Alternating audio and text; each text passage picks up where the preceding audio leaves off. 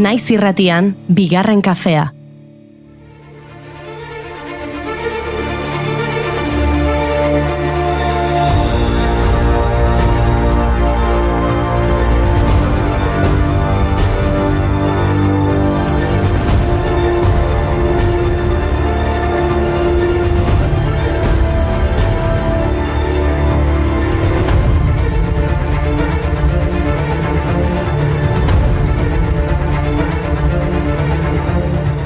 Egun honetan ongi etorri bigarren kafera. Nola zioen Olai Intziarteren abestiak? Astelenetan bizitzeko gogo izatea iraultzailea dela. Bagu gaur bizi eta ospatu egin nahi dugu. San Blas eguna delako. Asko dira urtero San Blas egunaren ospakizunarekin otsaiari ongi etorria egiten dioten udalerriak. Eta gaur bi elementu dira nahitaezkoak. Kolorez berdinetako kotoizko lokarriak eta San Blas eguneko gozoki bereziak. Tradizioaren arabera, lokarri hori 9 egunez jarri eta gero erre egiten badugu, San Blas santuak eztarriko edozeminetatik babestuko gaitu urte osoan zehar. Irratia egiten dugun ontzako, zinez interesgarria. Abadiño San Blasetan, botelloiak eskinetan, gazteak dibertitzeko, gure herriko festetan, Abadiño San Blasetan.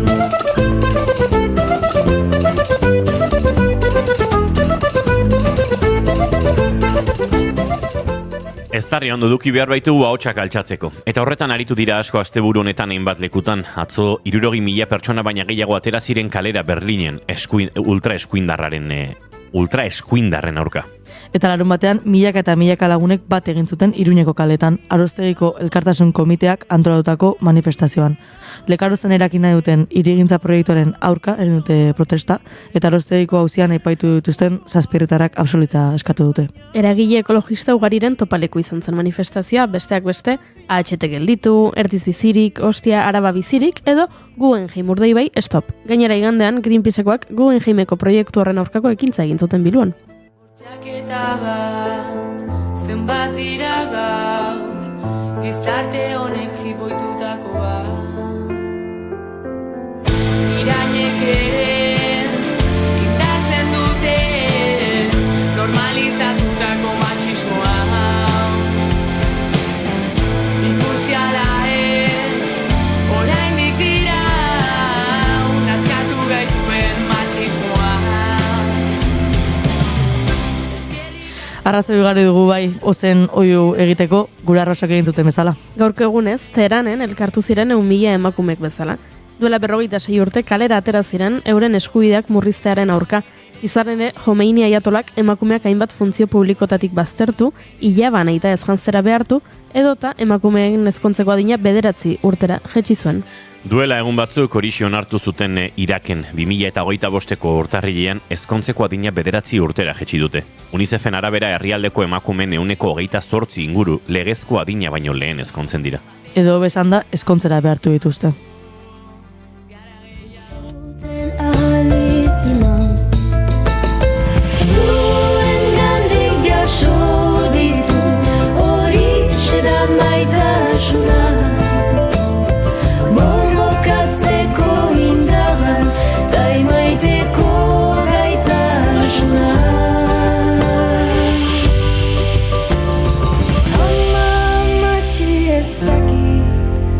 Zer den emastetasuna, ez da Merkeles Beyonce, naizenaren. Hotsak altxatu zituzen beste batzuk aipa ditzagun, gaurko egunez jaio zelako Simone Weil frantses idazle eta filosofoa.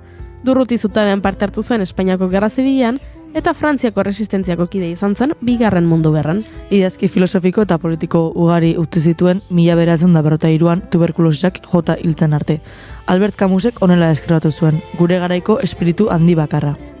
Bakezale erradikala, gero sindikalista iraultzailea azkenean pentsatu zuen erreformismo iraultzaile bat baino etzela posible. Langile klasea hain esplotatuta zegoen, etzuela zapalkuntzaren aurka altxatzeko indarrik. Eta hala ere, ezinbestekoa zela beraiek hartzea beren iraultzaren etorkizuna.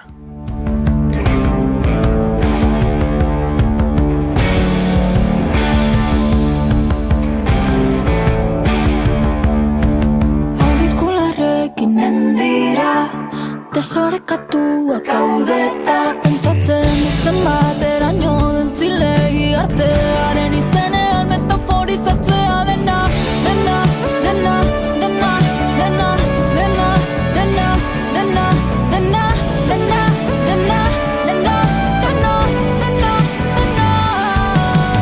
Multoiek ezin Eta gaurko egunez jaio zen Gertrude Stein, estatu batuar eleberrigile, poeta, antzerkigile eta arte bildumagilea, urte luzez Parisen bizi izandakoa. 1907an Alistoklas ezagutu zuen, gerora bizitza osoan adizkile mina izan zuena.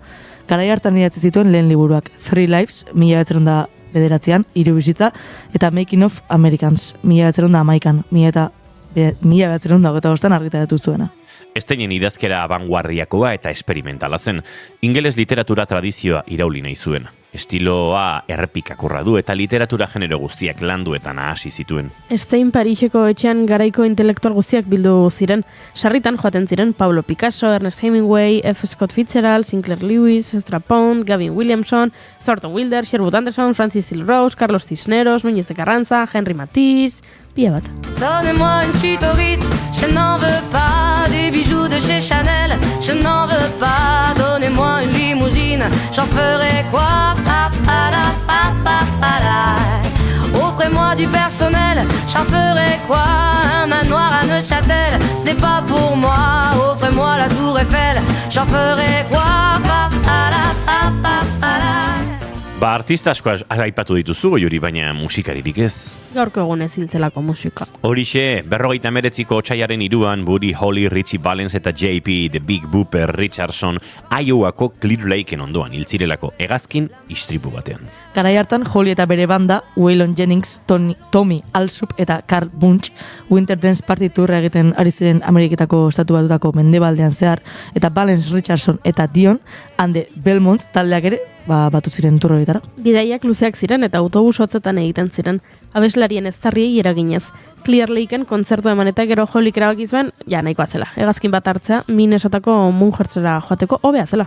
Hegazkina airatu eta gutxira, gauetz eta guraldi txarrarekin pilotoa kontrola galdu zuen eta talka egin zuen lurraren aurka. Hegazkineko guztiak hil egin ziren. Eta abestia hau sortu zen. Something touched me deep inside the day the music died. So bye-bye, Miss American Pie. Drove my Chevy to the levee, but the levee was dry. And them good old boys were drinking whiskey and rye, singing, this'll be the day that I die. This'll be the day that I die. Did you write the book of love, and do you have faith in God above?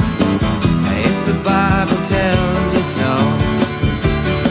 Now do you believe in rock and roll? Can music save your mortal soul? Aizue baino gerturatu gaitezen gurera, badakizue gaurko egunez duela 115 urte aurre izen euskaldunak jartzea debekatu zuela Kadena Eleta Gasteizko apezpiku naparrak. Euskaldun ugarik esan zioten euren seme-alabak euskarazko izenez ez bazen ez zituztela bataiatuko. Horren aurrean hausnarketa paternalaz haien asmoak atzera botatzen zituen. Apezpikuaren ustetan abertzaletasunak gaztei adimena ilundu eta bihotza usteltzen zielako. Kadena Eleta hil eta hilabete batzuen buruan, Erromak baliogatu egin zuen aurre euskal izenak jartzeko debekoa. Ta eskerrak. Herrialdestuan sortu ginen, arbasoek aberrimendrea utzi ziguten, merkataria beratzek merkedo kario erosten ditu. Guazen izen gehiago aipatzera, adibidez, Iker. Gaur Iker Ibarluzea gurean izango dugu. Eguraldi iragarleen mundu egun ospatuko dugu, asteazkenean eta beraz, gaur eguraldi esatariaren egun hori ospatzeko gure iragarlea gonbidatu dugu. Nik prestatu ditut galdera garrantzitsuak, hau, batez ere. Eguraldi egingo du inauterietan, Tolosako inauterietan. Nik ez dakit, baina gramiseritaz itzengo izuet, así que... Bueno, eta puri-purian dauden telesai eta pelikuletaz ere hitz egingo dugu. Eta nik eztabaida bat azaleratu nahi dut. Machos Alfa telesaiak on edo kalte egiten dio feminismoari.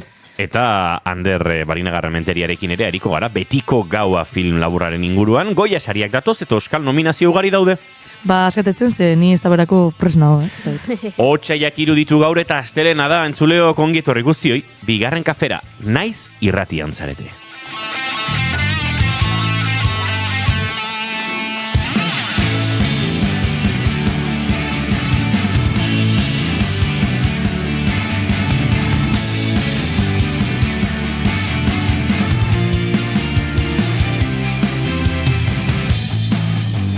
Goiuri dantza gaizki egin du. Goiuri gaizki egin du. Oso gaizki. Zuekin jaun Andreok, Eiren Maia Manterola, egunon. Egunon. Eta zuekin Goiuri ez egizar, handia, egunon. Dantza eskaxa. Eta izketan ari zeizuen hau Inigo Asensio Lurbide gaur, bigarren kafeak 900 eta 12 du, otsaiak 3, goizak 10 eta 17. Eta gu ere 3 hurrengo 2 orduetan zuekin bat egiteko asmotan, hementxe zarete, naiz irratian, bigarren kafean.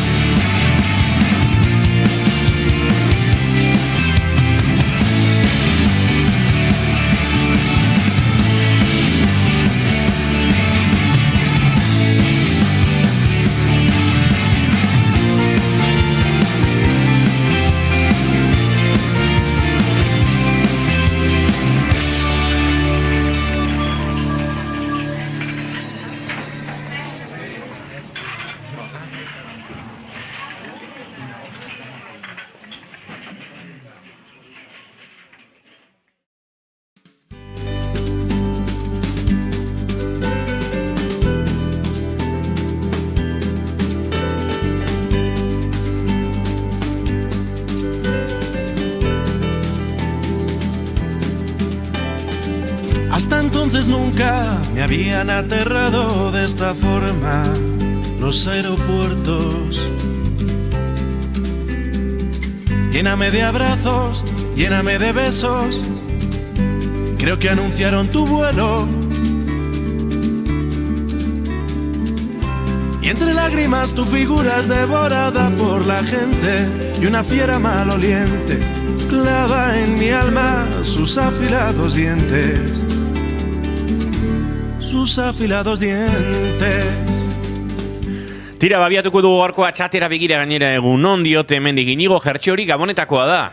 Bueno, nik Gabonetan jertxea erabiltzeko aukerarik enuen izan, 30 gradutan enbilelako beste latitude batzuetan, eta bueno, Gabonetakoa, neguko jertxe bat, eta uste dut negu giroa, aspaldiko partez, oraintxari garela bizitzen. Ba, bai. Ez? Hemen, abendu urtarria transizio horretan Gabonetan, negu-negua egin zuen? Bai. Bai. Bai. Inigo. Lasai? Ni nengoen hemen. Gu ibili garela zure partez hotza pasatzen. Bueno, hori, freskura egiten du eta, bai, Gabonetako jertxea, gorka, badakit asko gustatzen zaizkizula. Edita Brokosek egunon, zelako dantza Goiuri ondo Inigo handia Iker Ibarluzean ere kolaboratzaile izan zen irrati gintzan, eta Irek maletak prest ditu. Maletak prest dituzu, Ire? Ez. A ber, bakit sartu berreten. Gutxo gora bera, Eiresa eta, Eiresakin noa, nire lagunkoenakin, eta beste Alejandra izeneko beste lagun batekin bilbotarra, eta hoiek enbasado al vacío esatean hain berdue. Anoski. Eta jarri berdue hormaletan da, nik, eski ez askatan beste gauza eramateko. Zenbat egunetarako zoaz? 10. Jo, eski hoi dia 40 kulero. Bai, baino, gero... 40 kulero? Bai, zuk oporeta joan behar balin baduzu? Bai, zuk sartu behar dituzu maletan kuleroak, pentsatuz, egunero, soinan kaka egingo duzula. Gero, ez da inoiz gertatzen. A ber, 15 eramatea bentzat daukat. 15 gutxi iruditzen zaita marragunetarako. Baina gero kontua da, apartamentua dakaula, eta gure lagun bat Chicagon bizira eta bere lagun horrenagoa zela. Eta labadora eta daska, garbigailuak. Orduan, Vale. Horrekin kontatzu du pixkat, ze bestela maletan 20 kulero eramatia, Bai. En fin, ez dut ezen esan. Ez da gizu zer den, 3 barruko arropa jogorekin 12 egun pasatzea. Ez da gizu. Noski, ez dugu jakin nahi. Ez jakin nahi da. Batzutan bidaiatzerakoan ez dago besterik. Maleta limitazioak, eramango duzun pixuak, beste lehentasun batzu daude. Zuk gitarra eramaten duzu, nik kulero gehiago, eske lehentasunak? Nik gitarra eraman badezaket ez daukat arazurik barruko arroparekin, baina beste goera batzuetan, nun oso estu joan behar duzun, dutxatzerako orduan, egun horretan erabili duzun barruko arropa, garbitu egiten da, lehortzen jarri, eta zirkuloa jarraitzen du. Kuleroak beti eraman behar dira sobran. El camino de regreso. El camino. Baina orduan ez da maite dut esan duzun edo ez. Ez galdetu izut maleten gatik, ez da? Eta zure maite dut azin orduan. Bueno, nire maite dut hori, bidaia inguruan ez dakat beste zerre buruan oaintxe orduan ezinet beste esertaz hitzein. Daskaten nerbioiek, sozea hundia gertatu baino lehenuo, daskasun nerbioiek, pixkat horrela nahola, azte buru hontan, egunero goizko 7 esnatu naiz, amets gaiztuen gatikan eta nervio gatikan. Larun batean amestu nun Chicago aiago gerri geudela eta helikoptero batetikan frankotiradore bat zeola eta tiro kastretza egula. Orduan horrekin pixkat hola gatu. Baina, bueno, bestela hori, taskaten nerbioiek ezin dutela kontrolatu eta maitetela hola gotiare bai. Ze sosa handia gerta bertanan seinale da eta bueno, posik nago, así que.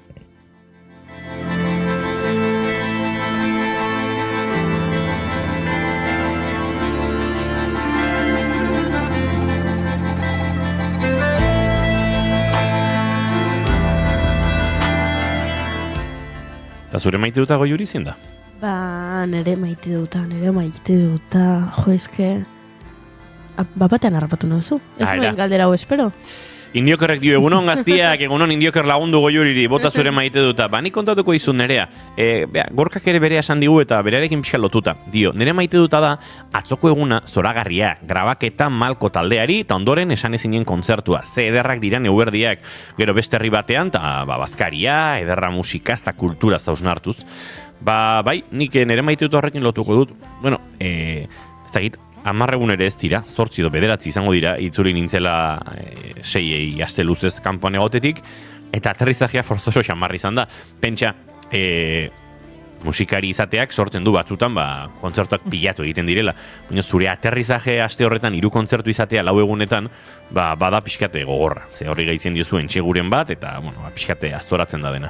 Horren, ostegunean jo genuen esan ezinekin arrasaten, ostiralean postal kolekzionistekin endaian, borderlineen, lanun bat aula lasai xamar geratu zen, eta hor kontatuko gero beste maite dut horrekin, ze pirauan ostaio berria estrenatu nuen, eta igandean esan ezinekin jotzen genuen oinatin. Eta goizeko 8 esnatu nintzen igandean, ajearekin, eta esan nuen, ez da posible.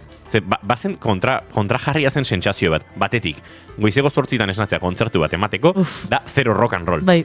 Rock and roll kultura, ez? Eta baino ajearekin esnatzea kontzertu batera joateko, bada pixka rock and roll. Eta ez duen, ostras, zer dau? Joan nintzen kafe hartzera, etxeazpiko taberna batera, eta antxin egon, baino, wow, beste mundu bat. Baino, gero, beti izaten du nik, nolabait, aje egun horiek pixat maite ditu dala, ze dena doa obera, ez? Eta orduan, buelta ematen joan nintzen, Julen Goikoetxea tope bildu nuen, jaso nuen alegin, eta joan ginen, eta antxe topatu denak, eta, bueno, eguerdiko 12 kontzertua. Aurretik Marenitoa eta Pintxoa jan genuen, eta gero bazkaltzena joan ginen. Eta zen, ostras, eguerdiko 12 kontzertuak aldarrikatu egin behar dira, eta nik maite dut igande eguerdietan jotzea, benetan, batez ere, lekua lasaia baldin bada, eta jendea kontzertuari begira edo kontzertuan baldin badago, ez? Badago pixkate bermutaren orduko kontzeptu hori ere, askotan izaten dela kalean eta pixkate, bestelako giro batean, hori ez dakit beste maite dudan jotzeko behintzat, bermutartzen egoteko oso ondo, baina jotzeko eskatzen den edo eskartzen dugun, batez ere hola intimista xamarrak diren proiektuekin eta isiltasun hori bermatzen denean oinatiko aztelekuan bermatu zen bezala zoragarria izan zen, eta maite ditut eguerdiko kontzertu horiek Goiuri. Bakotxak bere zaurizak nik maite dut besteek sekulako erokeriak egiten dituztenean, eta nik erokeria horiek ikusten entretenitzeko aitzaki bat topatzen dudanean. Bueno, ni azkeneko egunetan honaiz pixka triste, orokara, tristenago. Gaur ere tristenago eta bihar ere triste egongo naiz. Eta orduan, enago oso sozial, eta orduan ez dut jendearekin hitz egin nahi, ez ditut plan asko egin nahi, eta orduan, ordu asko ematen ditut mugikorrari begira. Eta horrela, pixka bat disoziatzeko edo ebaditzeko edo ez pentsatzeko denbora guztian gauza zehatz batetan, asko ari naiz Instagramen gauzak ikusten. Eta orduan ikusi dut, nola, badakizu zein den Berdeliz? Bai.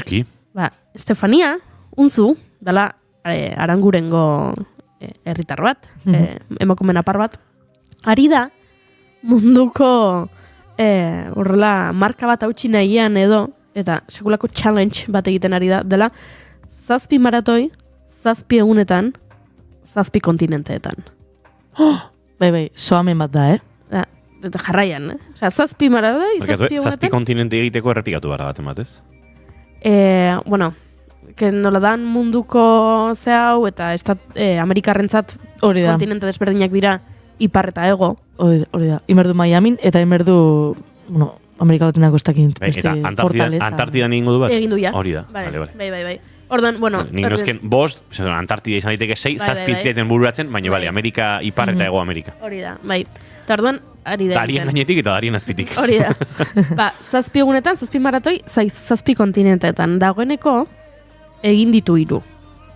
Hau da, ja, parte hartzea iruditzen zait izugarria baina badakizue, 3 irabazi dituela. Makina hutsa. Antartidan lehenengo emakume izan zela. Ez lehenengo korrikalaria, baina emakumeen artean lehenengoa.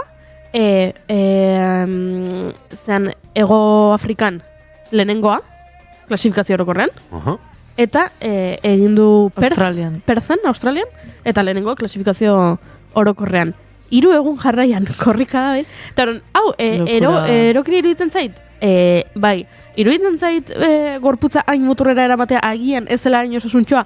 Bai, iruditzen zait pixka bat badela osatu duten taldetxo hau edo lasterketa hau pixka bat dirudunei xoxak ateratzeko proiektu bat ze oso garestia da bertan parte hartza, bai, baina ez egizue, ze entretenimendu eskaintzen ari zaidan erronka hau, eta nola, ari naizen Instagramen jarraitzen, ni naizela bat ere runner munduko naiz, ez korrikalaria eta ez da zalea ez da ere orduan teknikak eta ez ditut ezagutzen, baina ala ere, hain izugarria iruditzen zait, egotea norbait, kapaza, hori egiteko, eta gainera, hori, hemen gertukoa dugu, eta beraz, balinagotik ere ezagutzen nuen emakumeu, nago, harrituta. Seme-alaba bana kontinente bakoitzean banatuta ere utz lezake.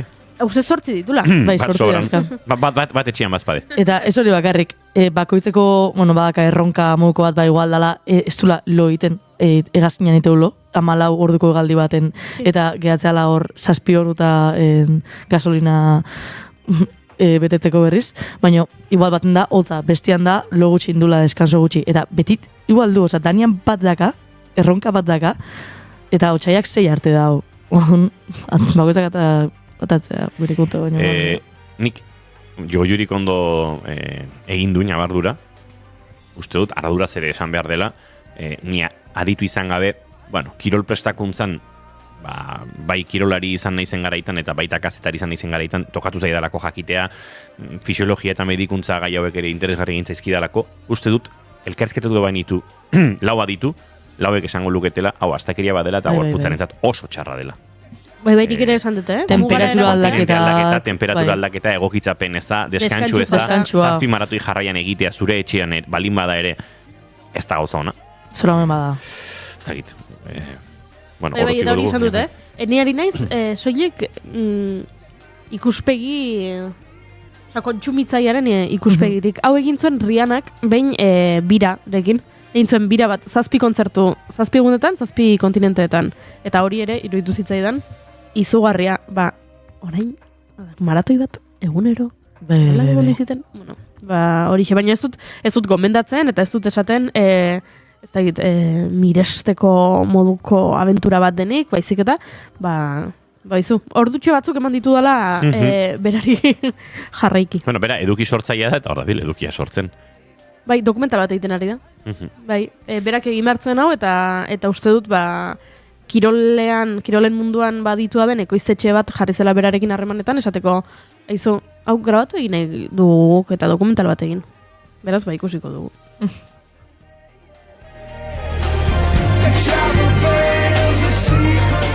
Nire maite duta bigarren hori gorde egingo dut, ze indiokerrek ere berea hemen utzi digu. Maite ditut ospakizunak 17an enaitzen urteak izan ziren eta atzo lortu genuen familia guztia elkartzea. Ze ona, bazkari harrin genuen, ini, badakizu ze jan genuen, zer ba? Karakolak, eharrak nik prestatuta, eta ez da, zergatik, baina latzak zeuden. Oso ondo indioker, zai gaude, noiz gonbidatuko gaituzun pastatak jatera, eta gero karakolak. Karakolak eta pastatekin konformatzen gara.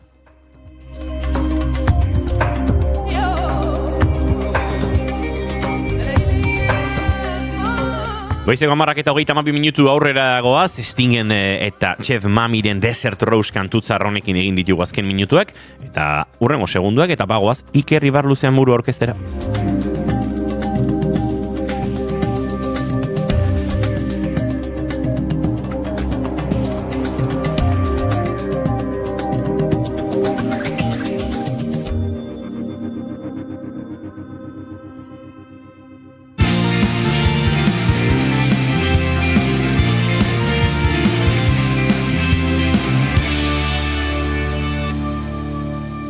Bigarrenak ez direlako beti okerragoak, bigarren kafea.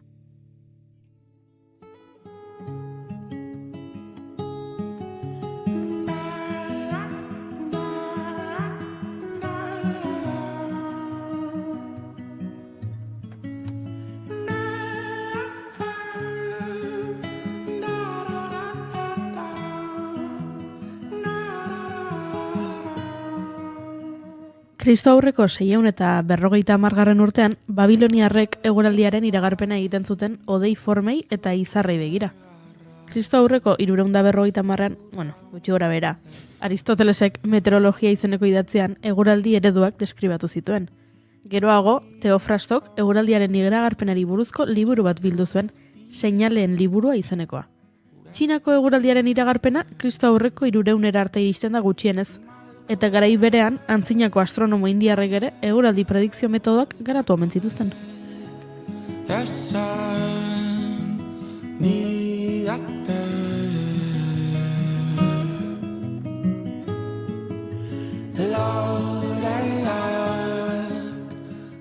Mila 1935 telegrafo elektrikoa asmatu zuten, eta horrek dena aldatu zuen, baina gizakiak liluratuta jarraitzen du eguraldi iragarpenekin. Hori bai, onartu, aterkia ahaztu zaizun. Zuk ere noizbait esan duzula, ez dute inoiz asmatzen, naiz eta badakizun aterkia ahaztearena zure errua izan dela.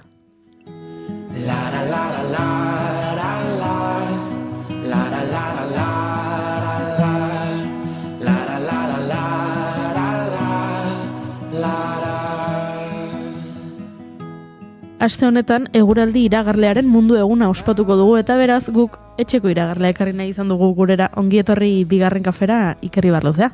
Kaixo. Egunon, ondo? Egunon bai, oso ondo. Bueno, asteko... Bai, meteorologiarekin zerikusirik ez duten bi galdera egin barizkizu. Bai, bigarren kafeko bi galderak. Nik biak egingo ditut eta zuk bat aukeratu eta hori erantzun. Edo nahi baduzu biak erantzun, hori ere libre aukeran. Bale, lehenengoa. Nola gustatuko litzaizuke izatea zure hileta? Hau da, zure funerala, zure agur festa, nolakoa gustatuko litzaizuke izatea, nola irudikatzen duzu, nola nahiko zenuke, hori da... Ari zara pixkat baldintzatzen, Zergatik? Agur festa esan duzu, eta tradizioak gure imaginarioa dakarren funeral kristau zintzo ilun horietan festatik gutxi egoten da. Eta hori ere aukera bada, ez?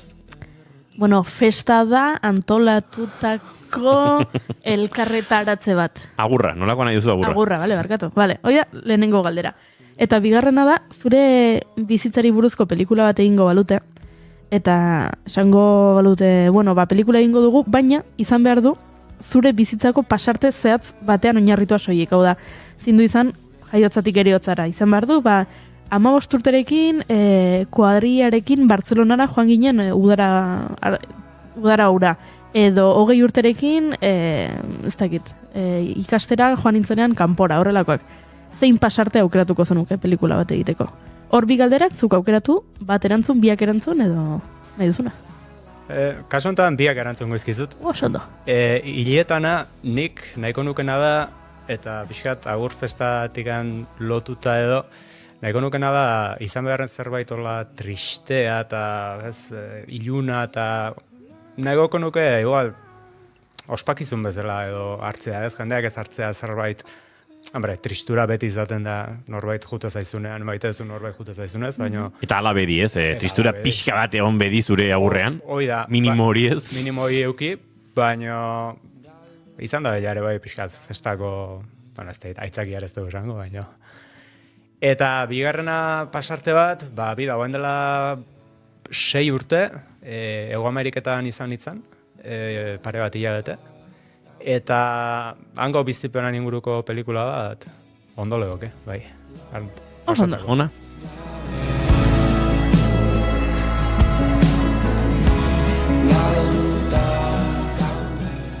Aipatu dut nik aste honetan ospatuko dugula eguraldi iragarlearen mundu eguna, asteazkena, omen da egun hori. Ospatu duzu noizbait edo ez baduzu ospatu, aurten ospatzeko asmoa baduzu?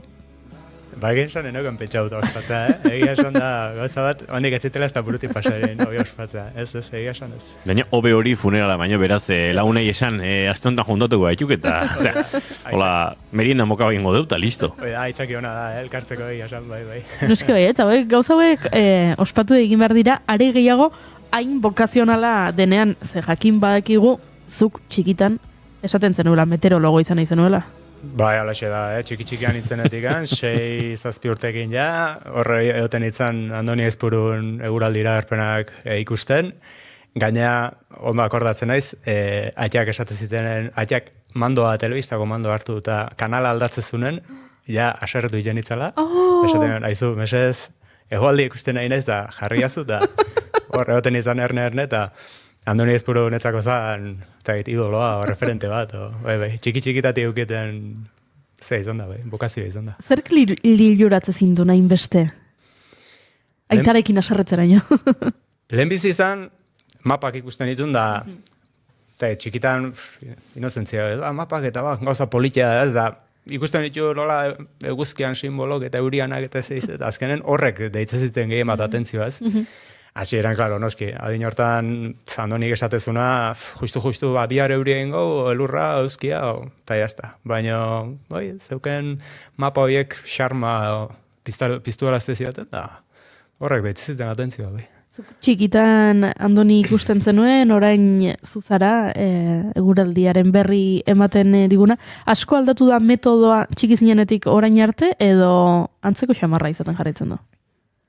Bueno, zertxoet aldatu da, baina lehenokotik badaka, rapitatik zerbait, ez? Azkenen mapan, simbologian metodoa, adirazteko modua berdinak dira, aldatu dana da, orain askoz divulgatiboa dela, ez? Hau da, orain eguraldi fenomeno azalpen bat ematen da, ez? Zerbatik ematen den fenomeno bat, bestea, azkenen nahi du ere bai pixka jendeak ulertzea, zergatik ematen dian fenomeno ezberdinak, eta irutzez eta alde hortatik ene bai, aberasgarrigoa dela. Baina badauka lehenoko eskola zaharretik ene bauka bai. Eta jendeak ulertzen du?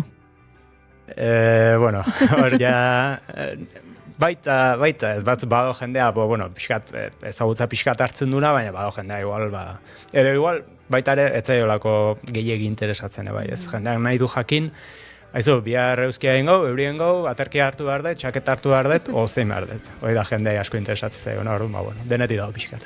Eta ez danean bere gustoko eguraldia herrieta egiten dizute?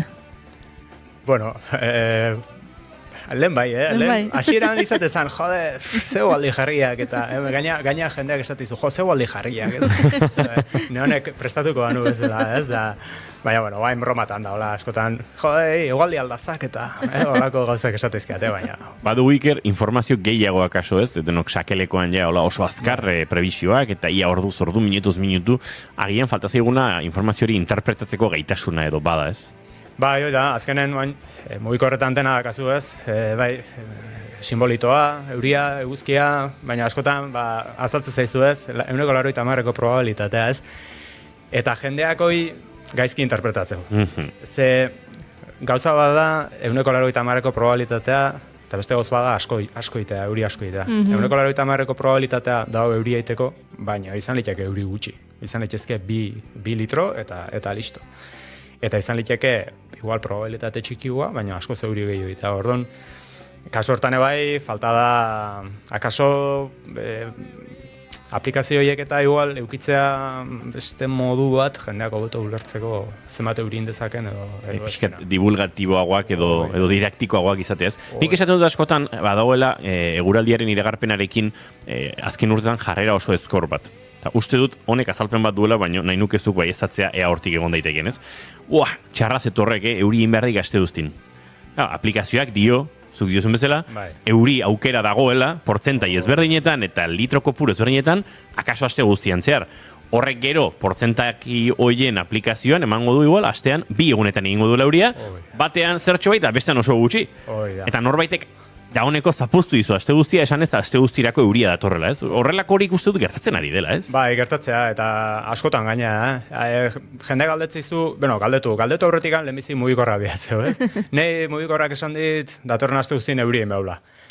Eta gehatzen ez pixkat, nudik gata ez hori. Da, karo, mugikorren azaltzen zaizu, dena, lainoa eta euria, tal, baina, karo, gero, zuk esan dezuna, ez, probabilitatean asuntoa, ez? Azkenen, gauza bada, jartzea euria eta lainoa, baina gero probabilitate txikia balin badau egun askotan, izan liteke 7 egunetatik 5etan eurik ezitea, eta zuk aprobetxatzeko moduko eguraldi egitea, ez? Orduan horratik jendea esateot, 2-3 egunetik aurreako iragarpenai kasuik ezin, ze askotan asko aldatzeia, eta gero disgustok etortzeia, eta, bueno. Bale, orduan, benetan fidagarri, zenbateko aurrerapenarekin? 24 orduko aurrerapenarekin nahiko oso fidagarria da, bale. Normalen bai, badaude egoera puntualak, egoaiza daun garaietan gehien bat, eta oso eguraldi ez egonkorrak dianen, 24 orduko aurrerapenakin bai, batzutan asmatzea ez dana errexea izaten. Baina egoera normal baten, 2-4 egun, eta oso egoera egonkorrak dianen, antizikloia honen, eta hola, igual 5-6 eguneko ere bai. Baina nik 2-3 gehienez jota 4 egunetik aurrera nuke asko behidatu bazpare. Horrek ere zer ikusi izango du gauden tokiarekin, alegia Euskal Herrian, klima bat baino gehiago ditugula esan genezake, ezta?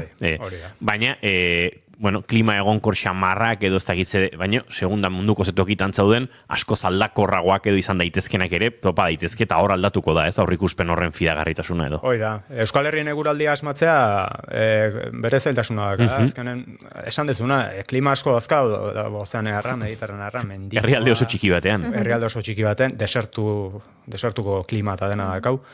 Eta hemen eguraldi asmatzeak urtesasoen arabera izatea, baina batzutan bere zailtasuna daka. Baina badaude herrialde batzuk, oso komplikatuk dianak eguraldi asmatzeko, eta beste batzuk berriz oso errezak dianak. Isla baten bizi balin batzea, isla baten kokapenan arabera, baina asko zerrexagoa izatea eguraldi asmatzea. Eta beste zonalde batzutan, batez iparlatitudetan dauden leku batzutan da, eguraldi asmatzea eta asko zailagoa da hemen baino. Bale, orduan, bazpadere ez dizut galdetuko aurtengo inauterietan seguraldi egin behar duen eza? Betikoa ez, epeluzea bidatzea zaila da, egia da, behi da gaude, eta tendentzia aldaketa ematen nahi da ilonez, jaurrungo hileko 10-12 aurrea, orduan ikusikoa zeman egutzen duen, eta zemat ez, ikusi beharkoa, baina, printzipioz ze aurratzik ez da. Bazpare. Urrengo, otsaileko 10-12 aurrera diozu. Otsaileko 10-12 aurrera alako joera aldaketa bat. Baina gero betikoa, igual izan liteke 10-12 aurrera eta 3-4 egunean eguraldi makur-makurrak etortzea eta gero altxatzea, edo pixkanakako aldaketa bat ematea eta justu inauteritan harrapatzea. Ikusiko du. Garai aldakorra dago, Juri. Bai, ia da. Denok goratzen dugula inauteria elurrekin egin izana, elurra belaunetik gora, eta baita 25 gradurekin beroari izin heldu, eta zure jantzia erabat desaproposa delarik, beraz. Ezin asmatu. Negua aldakorra du.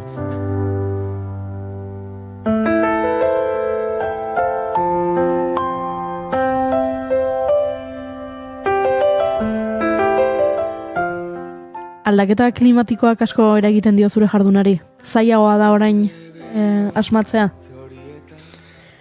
Asmatzea ez zait iruditzen zailagoa danik, baina bai aldaketa klimatikoak eragina dakala gehien bat bi estazio nagusitan, eta gehien bat ni oso elurtzalea naizenez, desente eragiten nahi dana da negun, elur gutxi goitea, batez azkeneko 10-15 urtetan asko nabaritu da aldaketa izan da. Egia da urten zehar temperatura bataz bestekok altuak dira, baina gehien bat nabaritzen nahi da negua. Negua ez da negu izaten nahi, azken aldin urte desentea makizki. 2018 salbu, eguan dela 10 urtetik honea, 2015 honea, eske ez du benetako eguraldi, neguko eguraldi hori, ez? Hotza, elurra, ez diatorri, orduan, alde hortatik, pixkanin, elurtzalea naizen ez, hor bai eragiten du, baina eguraldi asmatzeana ez da ez gehiegi aldatu duen zerbait klima aldaketagatik. Bi aldaketa nagusigatik galdetu nahi nuen, nik bat klima aldaketagatik eta bestea adimen artifizialaren gatik. Iritsi zaizue zerbait horrekin, adimen artifizialak aldatuko du eguraldiaren predikzioak egiteko modua, ari da aldatzen dagoeneko? Ja hasi da, inteligentzia artifiziala hasi da ja mapak eta bere kaxa ateratzen. Eta hor meteorologian daun, edo meteorologok daukaun arazoa da azkenen, nagusia da, ia gai dala eguraldi iragarpenak bere kaxa ateratzeko. Orduan, ze gertatzen da, meteorologo lana pixkat gehatzen dela, batez giza lan hori gehatzen da pixkat apartatuta. Orduan, daukau hor, nik uste erronka bat, nola uztartu ia eta giza baliabidek big batea nola uztartu aldik eta iragarpen egokinak ateratzeko, ez? Orduan, hor ikusi beharkoa pixkat etorkizunean nondikan tiratzen duten edo erabiliko duten ia eta meteorologon lanak gehatuko da pixkat itzalian edo bik uztartzen saiatuko dian. Agian divulgazioan izango du hor gizakiak ezurraragizko pertsonak indarra handiagoa, agian iak asmatu dezake agian probabilitatea edo zehaztasunarekin, baina divulgazioan beti asko hobeto pertsona bat. Bai, hoi da, eta gehien bat hor baita ere komunikabidetan eta eguraldia baten aitzen dianak eta horiek zer esan handia ukiko dute, eta esan dako ikusi beharko, aber nondikan garatzen den. Hori galetu behar nizun, eguraldi iragarlearen figura gure ikuspegietan beti dago oso edabidei lotuta, ez? Eguraldia ematen duen, kontatzen duen horri lotuta, baina hor atzekaldean, sukaldean, meteorologo gari egongo da inoiz horpegi erakutsi da hotxa jarri ez ziotenak prebizio bat iz? Bai, hori da, garai baten telebistan batez, kamaran aurren aurpegia matezunak asko kazetarik izatezian, eta atzetik lan aitezuenak meteorologok izatezian, ez? Beti dago atzetik, pertsona bat edo bi, zuri iragarpen bat osatzei zuenak, eta behin iragarpen hori osatzezunen, kazetariak hartzen du, irakurri, eta kamaran aurren berea otatzen du, ez? Oain geozak gehiago ikusten nahi geha, meteorologok diala, baita ere kamaran aurren azaltzen hasi dianak, ez? Komunikabide ezberdinetan, eta den bertan, edo beste komunikabide batzutan, ez? Baina bai, hor daola lan bat, askotan atzetiken lan zikina dana, eta hori dena meteorologo egiten du bai. Eta lan zikina da, eta gainetikan lan oso garrantzitsua da, ze, karo, zu telebistan jende askoi helarazte zaio eguraldian berri, ez? Orduan oso lan garrantzitsua da. Gero, ez bau asmatzen, behaiek ez dira zikinduko, kulpa botako zaie kamaran aurren daude nahi, baina behien lan oso garrantzitsua da. Zientzia dago, iragarpenaren inguruan, zientzia bat dago atzean, baina ze zientzia dago, edo ze zientzia daude, alegia, nondik iristen zarete meteorologoak, meteorologo izatera? Denak bide balrinetik edo baude alor ezberdinen uztarketakor? Ez da bide bat zehatza, hau da, dauzkatzu bide ezberdinak meteorologo izateko. Batetik, zuzenian nahi balin bazu, meteorologian masterra da, hau da gradua baten ondoren ikastezuna, eta bi modu edo modu gehiago daude berta sartzeko. Batetik, fisikako karrera ikasi, eta fisikako karrera ikaste batzu zuzenean masterrean sartzea. Bestetik, daude zientzia, ingurumen zientzian inguruko karrera bat ikasi, ingurumen zientziak, biologia, geologia, geografia, hoitako bat ikastezu, eta hortik zoaz zuzenean, gero lehen azterketa bat ditezan, oain itezkitzue asignatura pare bat gainditu arazizkitzue, eta behin horiek gaindituta sartzezea masterra. Duen dazkatzu hola pixkat bi bidez berdin bezala, Baina, bai, hori da. Osea, azkenen, fisika oso karrera zaila da, lan asko exigitzen du.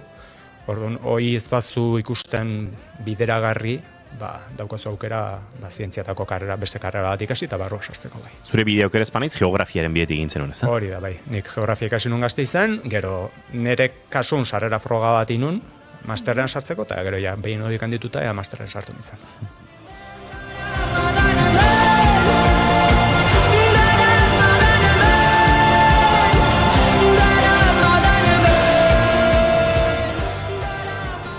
Aizonik, galdetu nahi nizun, eguraldi iragarpenak telebizan ikusten ditugunak, politikaz ere badutela.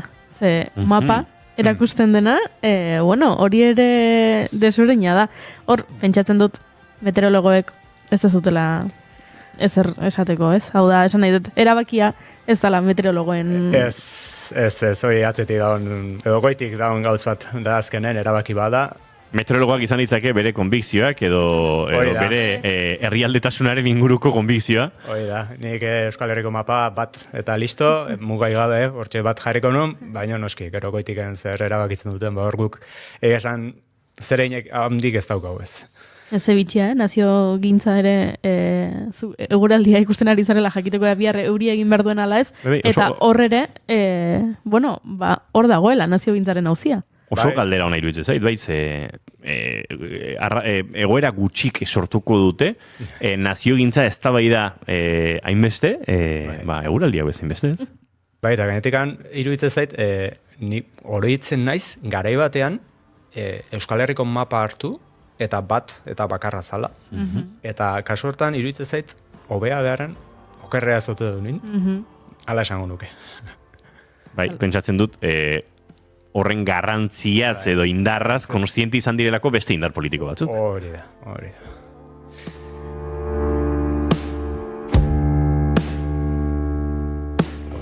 Iker, zu gaztea zara, ikaragarrezko perspektibarekin hitz egiteko, baina zure meteorologia jardunean garapen teknologikoak, lehen aipatu du inteligentzia artifiziala, baina hortik asko zaratago neurtze sistema, neurtze teknologiak, interpretazio teknologiak, aldaketa nabarmenen bat aipatuko zenuke, egonda mugarri bat zure jardunaren urte hobetan esango zenukena, hemen zerbait aldatu zitzaigun. Lehenbizi, ia iragarpenak iten hasi nitzala, dia 10 urte izango, badia urte batzuk. Eta bai nabaritu dutena da gehien bat, mapak, batez eredu meteorologikoak deitzen zaienak, horiek hobekuntza desintekoa jasan duela 10 urtetan. Horre ondoa aldaketa bat, nik uste inbertitu dela hortan, hau da gehien bat ikerkuntzan asko inbertitu da, eta ikerkuntzan inbertitzeekin batea, azkenean guri iragarpen horiek iteako garaien, edo mintzat aukera hori emateko, iruditzen zait erraztasuna handigoa daukaula ez. Ni hasi nitzanean iragarpenak egiten da eredu meteorologikok eta mugatuok, eta publikoa irikitare oso gutxi zeuden. Oain publikoa irikita eredu gehiago dauzkatzu, eta geroz da eredu gehiago, meteorologoak baliabide gehiago dauzka iragarpen zehatzago bat iteko. Eta iruditzen zait aldaketa handia horre mandala. Gero egia dare bai, geroz eta satelite gehiago, eta geroz eta kokapen edo puntu estrategiko gehiago daude, datuk biltzeko, eta hortan lan handia da. Pandemiak pixkat atzeratu zuen hoi, hemen iragarpenak egiteako garaian datuk puntu ezberdinetatik hartu behar dira, eta karo, garaietan ez hegazkinik atatzen zen, ez sondaik etzan botatzen, eta hor atzerapen bat bezala eman zen, eta oain pixkat nozitzen ari geha egoera. Hau da, momentu hortan eman zen alako geldialdi horrek, iragarpenetan da huts batzuk gehiago itea ekarri digu, baina iruditzen zaitu hain batez gehien bat inteligentzia artifizialak lagunduta, eta ikerkuntzan lan hain da, hobekuntzak nabarituko dituela bai. Hori teknologiaren aldetik, baina esan duzu 10 urte iragarpenak egiten, uzu gogoan horrela bitxikeriaren bat, ez dakitze urtetan, batean espero gabe elurra egin zuen ura, edo batean errekak gainezka egin zuen beste ura, horrelako oroitzapentsuak edo baituzu 10 urte betakoak. Nik dakatena da pixkate burun ondo hiltzatuta 2018 garren urteko errege egunez. Barkatu 2018 garren urteko errege egunez intzun elurtea. Zatik esatet hau, gu egon ginen, eguna jun eta eguna etorri, esan eta esan elurraiteko aukera zeola. Gero, eredu meteorologikok behaien temperaturak eta hartuta eta guk kalkulokin da, atatzen zitzaigun elurra 600 metrotan gatzezala. Baina geunden ze horrekin, bazeon egoeratxo bat hor, aukeratxo bat ematezula elurraiteko. Elurraiteko metro gutxiagotara. Metro gutxi, bai, Ia itxas mailan edo. Itxas mailan. Eta sekulako agotazun. Hau da, izan zen, ni ibarra mintzatola elurraiten oso gutxitan ikusi izan duet, eta zentimetro desente pilatu zian gaina, eta gaina oso pekuliarra izan zen, ze egotik sartu zuen elurte bat izan zen. Orduan, hoi daukat, hiltzauta ze, naiz da ikusten un aukeratxoat, izan zen pixkat espero gabe etortzitzegun, ez, elurte hoitako bat, ez. Eta gehien bat hola hiltzauta dauketen egoera hoi da bai. Eta batetik 10 zenbat gorrotatzen dituzu eguraldia aldatzeko erritualak? Bueno, ez ditut gorrotatzen. Ez dituzu gorrotatzen, oso ondo. Bakitzegia bere siniskeri dozkata. Eske badaude, izaten dira, aurrekoan entzun nuen labana bat sartzen bali mauzu lurrean, ez zula euria egingo. Bai, pentsa, zure urte betetze festa ospatu nahi duzu, uzturre mendiko gurutzean. Eta ez duzu nahi, egun horretan euririk egiterik, zen mailak montatu behar dituzu, eta piknika egin behar duzu. Ez egin bat ordula denago, joten bali mazara, eta labana sartzen baduzu bantxe, gurutzaren ondoan, ez zuela euririk egingo. Kurioso. Kuriosoa bada, zalantzari. Nik amaitu horretik, igual meteorologiatik baino geografiatik baduelako, baina asko ibili gara ez azken sarraski edo azken katastrofe klimatikoetan, dana han oso gertu eta bar. Uste dut, bi arrazoi nagusi begira, ez bata aldaketa klimatikoa eta honek zer dakarren da zer ez dakarren, eta beste gatazka politikoari. Baina gutxi gure ibaiekin, ibai hoien tratamenduarekin, sortu ditugun aldaketekin, uraren abiedurarekin, geografiatik eta hidrologiatik edo gehiago aztertzen dena arrazoi inguruan gutxitze egin da, nik zertxo bai topatu dalako, hainbat aditu entzun ditu dalako sareetan, eta nahi nuke jakin zertan ari garen, ez? Eta ez dakit berdin ari garen hemen Euskal Herrian, Espainiar estatuan, Frantziar estatuan, baina badagor zerbait akaso onduegi egiten ari ezkarena eta laguntzen ez duena, ez Iker? Bai, eta pixkat Valentziako egoera horrei helduta, iruditze zait, bai, aldaketa klimatikoak, eta azkenen sekulako euritea, eta dena delakoa. Baina lurrai emate zaion erabilpenan ingurun, aigea, iruditze zait horra aigea katxa handi bat iten. Hau da, ibaiai bere lekua jatea, ibaien ertzetan eraikitzea, zonalde inundagarritan eraikitzea, hau da, aigea, edo aidia, hobeto esango du, garrantzi gehi ematen eraiki, eta aigea ibaiai bereziki bere lekuak entzen, eta gero horretaz gain ez dira lantzen, bintzat babes neurri batzuk gutxinez, Valentzian gertatu da egoera hoi ez emateko, ez? Euskal Herri mailan zer esan, ez dago halako egoeraik momentuz, hemen urremaria edo ura eramateko kapazitatea ibaiana handia da. Baina geroz da gehiago eraikitzen aigea, eta horrek gero etorkizunean eragin dezake halako egoera bat, ez? Baina gehien bat esango nuke lur erabilpena oso kaiskarra dela.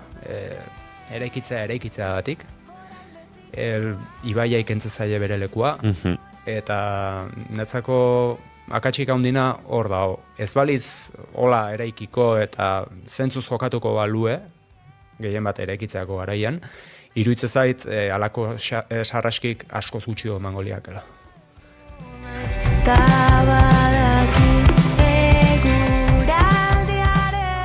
Eskerrik asko, Iker Ibarluzea gure bigarren kafe hontara etortzagatik ospatzera nolabait, eguraldi iragarleen munduko eguna izango dela datorren egunetan, beraz? Eskerrik asko eta hartuko dugu bigarren kafe bat beste batean aurrerago. Eskerrik asko zuei. Otsaien elurra egiten badu, dituko diogu. Zaindu asko.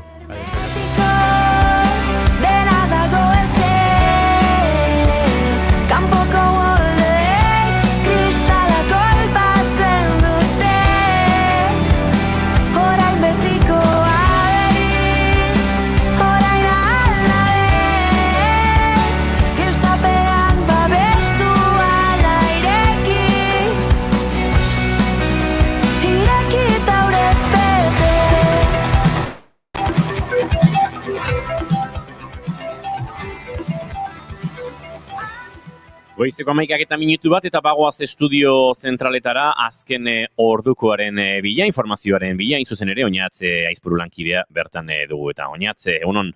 Egunon bai, egunon guztioi, Fermin Muguruzak iragarri du beste kontzertu bat Platerunen emango duela eta sare sozialetan pixka bat arrakasta sortu du honetak izuenez, 40. urteurren biran dago bete-betean sartuta eta otsailaren 13an Durangoko Plateruena joko duela esan du Fermin Muguruzak 40 minuturro jaialdiaren atariko gisa, 40 minuturrok larun batez egingo delako otsailaren 16an eta aurreko egunean beraz joko du, emango du kontzertu hori Plateruena sarara jarri ditu salgai, goizeko 9etan ez dakit nola dijoan salmenta, baina pentsatzeko da askar amaituko dela guztia, larun bat horretan hain zuzen, Madrilen Wizin Centeren joko duelako 10.000 pertsonen aurrean, eta gaur esan bezala, 40 minuturrokekin hitz egin ondotik eta berak erean egona izuelakoan, ostiralean Platerunan joko du kontzertu hori Fermin Muguruzak. Bestelako gaietan, Talgo enpresa dakizuenez, bertan inbertitzaileren baten bila ari dira, eta Talgo eskuratzeko lasterketa azken txampan sartu dela dirudi, 3 eskaintza daudela mahai gainean jakitera emanda, eta otsailaren 14an amaituko da enpresa eskuratzeko eskaintzak aurkezturiko epea, akzio du nagusi mahai gainean jarri dizkieten 3 eskaintzak aztertu beharko dituzte. Poloniako garapen funtsak, Sidenor Euskal Sidururgia taldeak eta Jupiter's Wagons korporazio indiarrak aurkeztu dituzte eskaintzak, eta Jose Antonio Santona, Espainiako gobernuko garraio zuzendaria, Radio Euskadin izan da, eta berak esan du, Sidenorren alde egiten duela, bertan erroturiko enpresa bat denez, bertan geratzearen alde egiten duela berak. Estamos haciendo una apuesta porque Talgo se mantenga como empresa del país. Y no tenemos duda de que la oferta de José Antonio Jainaga, de Sidenor, es nuestra apuesta de país. Yo creo que Talgo necesita un industrial detrás y yo creo que no hay ninguna duda de lo que significa Jainaga y Sidenor en ese sentido, ¿no? Y necesita una apuesta industrial porque Talgo es una empresa con un prometedor futuro, tiene muchísimos contratos, no solo en España, sino en medio mundo. Hor beraz, berak Sidenorren alde egiten duela, baina badirudi guztia ez dagoela bere esku estrategikotza jo du enpresa hau Talgo beraz, eta otsailaren erdialdean 3 eskaintzen prezioak aldi berean argitzea espero dela ere adierazi du. Milaka lagun bestalde orain Abadinoko San Blas azokan herria abeltzen eta nekazarien erakusleioa delako gaur San Blas egunez entzutetxu horretan 130 ekoizle postu daude eta 180 abelburu ezarriak, beraz giro horik ez da faltako, oraintxe bertan ere Laizter bertsolariak hasiko dira eta arratsaldean romeria eta bestelakoak plazan, gaztetxean eta elkartasun lonjan izango dira egun osoko festa beraz, eta kordelak erosteko aukera ere neguari aurre egiteko San Blas azokan Abadiñon. Hauxe beraz, lagunok kontatzeko genuena. Eskerrik asko Oñatze Aizpuru, eguerdiko 12etan, informazio gehiago, hementxe naiz irratian gu, bagoaz aurrera, eta, gauza asko izango ditugu izpide datorren ordu honetan. Agian nintzen argia izan agian ez zuten entzuten danik uste nuen itxuen iuna garbitu nezakela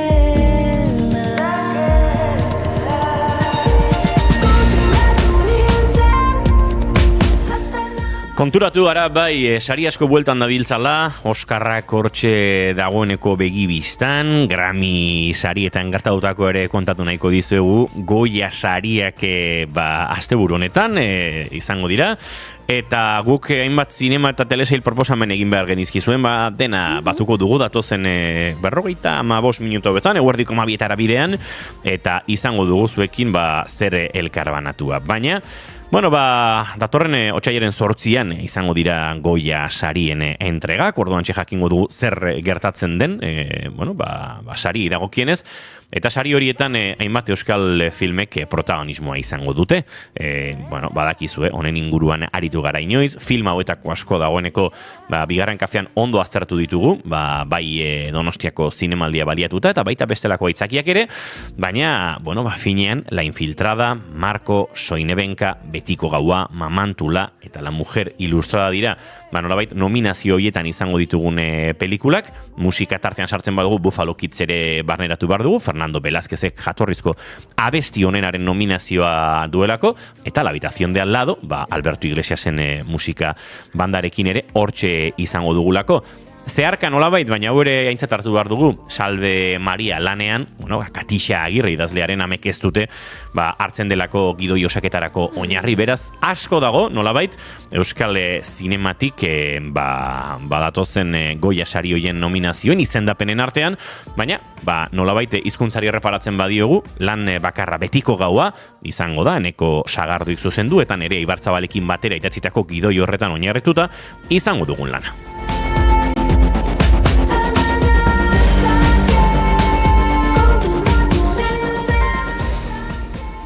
Eta Betiko Gaua ez dugu bigarren kafean oraindik izpide izan, behintzat ez beraien protagonistekin, zeharka eta izan dituzten nazioarteko parte hartze, sari izendapen eta bestelakoekin bai, baina dagoeneko etxe honetako nolabait lagun ere konsidera ezakegun, Ander Barinagarrementeria telefonoaren bestaldean dugu, pelikularen ekoizlea, beste proiektu batzukin Donostiako zinemaldian ere izan genuen gurean, eta agurtuko dugu berandu baino lehen. Ander, egunon eta ongietorri berriro bigarren kafera. Egunon, eskerrik asko.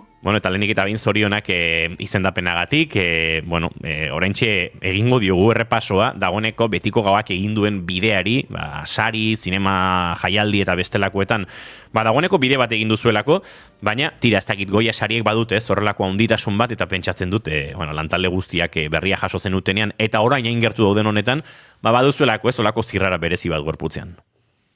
Egia esan denbora askoko kontua izaten da proiektuak aurrera ateratzea, eta horrelako albiste bat beti da pozgarri, ez duzu urnez inoiz zure burua horri ikusten, nahiko sorpresa izan zen lehengo Forken nominazioa, eta gero Goiena horrek utzi gintuen apur bat, harrituta eta aldi berean pozik. Eizu, ekoizle bezala, ez dakit, jomuga hau izaten den, edo ekoizleak beste buruko min batzuk izaten dituen, eta gero hau iristen denean izaten da, tira, ondo egin dugun seinale, ez dakit nola bizitzen duen ekoizleak hau?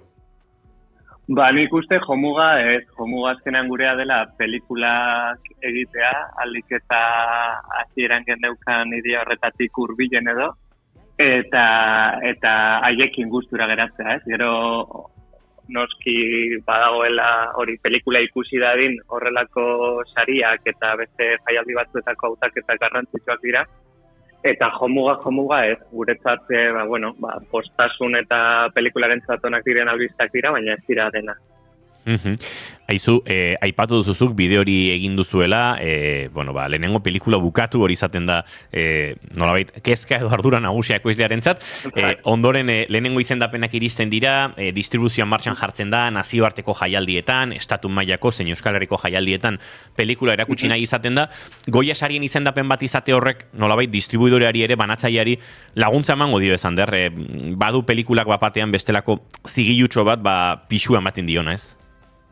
Azkenean, pelikula estrenatu genuenetik ona, Zinebene eta Gijonen estrenatu genuenetik ona, pasatu dira urte eta piko. Orduan ja, labur batek daukan lehiorik zabalenan, nazioarteko jaialdietako proiektuak izaten dira, eta zentzu horretan, egon gara askotan, eta ez dut uste Goya sari honek nominazio honek markatuko duenik ezberdintasun askorik, ez? Eta gure kasuan gainera filma Movistar Plusen dago, hori izan zen, ez? Guretzako mugarri handi bat lana ikustarazteko orduan. Zakit, igual etorkizuneko lanetarako baliuko du gehiago, Betiko Gauarako baino, baina nominazioa ondo etorria izan da, Eta beti atorrondo, Olako gauza bat, norbere postasunerako espada, urrengo lanetarako ondo etorreta bultzadatxo hau. Zentzu gehiago dauke igual luzeetan, Martxan daudenetan eta oraindik ere zinemat aretoetan daudenetan, bai, nominazio horiek beti izaten dira gero, sintomatikoak takilaren igoera horretan, Aizu, Forkesarietan ikusi genuen, lantaldearen ordezkaritza eta, ospakizun potolo-potoloa, Miren Gaztainagarekin, Eneko Berarekin eta, ez dakit, Goya sarietara begira, eta hau da, galdera pixkat iaia kazetarizatik kanpo, kotilleo. Fin labur batek, ematen du aukera lantaldearentzat fin luze batek bezain beste, lantaldea handi xamar bat eraman daiteke Goyatara, han egongo zarete, zein da plana? Bai, Forketara joango gara berriro, eta azkenan, gero beste pelikula eta proiektu batzutako lantaldeak ere lagun ditugu, eta nik uste dut batuko garela talde majo bat bertan. Bai. Aizu, zure ekoizlekide eta etxontago lagun ere baden Ander Sagardoirekin aritu naiz goizean, eta bera rodajera zijoala, Eneko entxeguetan da bilela, eskuartean gauz asko dazkazu, ez da zer kontatu daiteken, baina horrelako sariak jaso, edo izendapenak jaso, saria ikusiko dugu jasotzen den ala ez, baina horrelako gozak gertatzen diren bitartean, ekoiztetxe bat martxan da, eta gauza gehiago sortzen ari da, zerbait kontatu daiteke, Ander? Bai, guk azkenean honek harrapatza zaitu behin pelikula eginda dagoela eta pelikulak bide bat daukanean, izan laburra edo izan luzea, eta gu bagabiltza urrengo proiektuak ere egiten, eta horietako batzuk ekoizten, Anderrek esatezizun nola gaur errodajera joatea tokatu zaion, gabiltzalako Paul Urkijoren gaua errodatzen.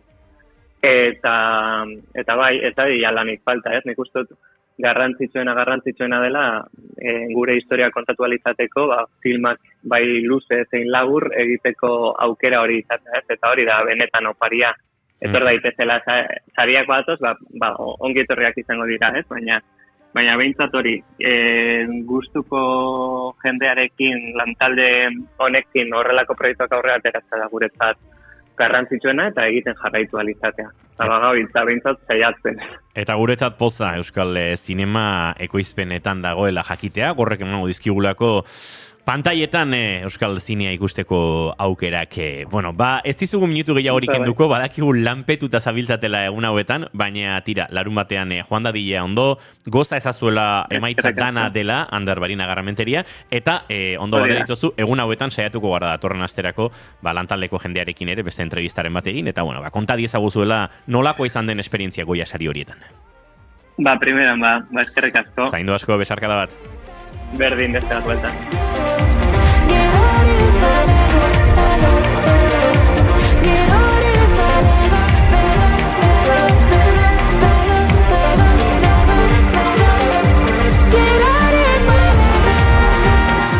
Agurtu dugu Ander Barinaga errementeria eta agurtu ere egin behar dugu, baina gurera iristen delako Imanol González Gurrutxaga. Imanol, egunon? Kaixo, egunon. Ondo altzabiltza? Ondo.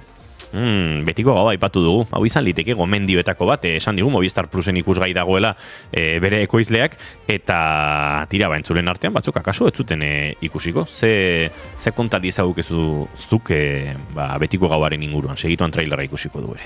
Oso David Lynch, oso Carretera Perdida. Dena, film labur bat dena gau ez gertatzen dana, eta bi aktorek hartzen dutela protagonismo papela, nahiko indartxoak, bi aktoreak eta bi pertsonaia baita, Elena Irureta eta Miren Gaztainaga ditugula. Eta nahiko film labur berezia da, ze sinopsia ez dakit irakurrieten publiko indutenetik, baina, hasiera baten ikusten duguna da, neska gazte bat, bere ama jarraitzen nahi dela, ez? Ez dakigula noa dihoazen ez bat ez bestea, baino...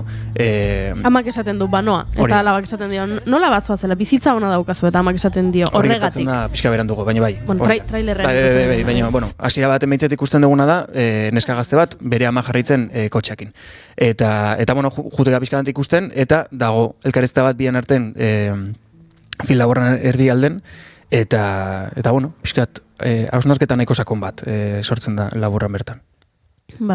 Aizu. Oso aktore onak dian, nik ez dut ikusi betiko gaua, baina Elena Irureta eta Miren Gaztainaga asko gustatzen zaizkit, beraz, horrekin niretzako merezi dituzte sari guztiak, ze Baina aktore honak edukita, eta premisa interesgarria da, ba...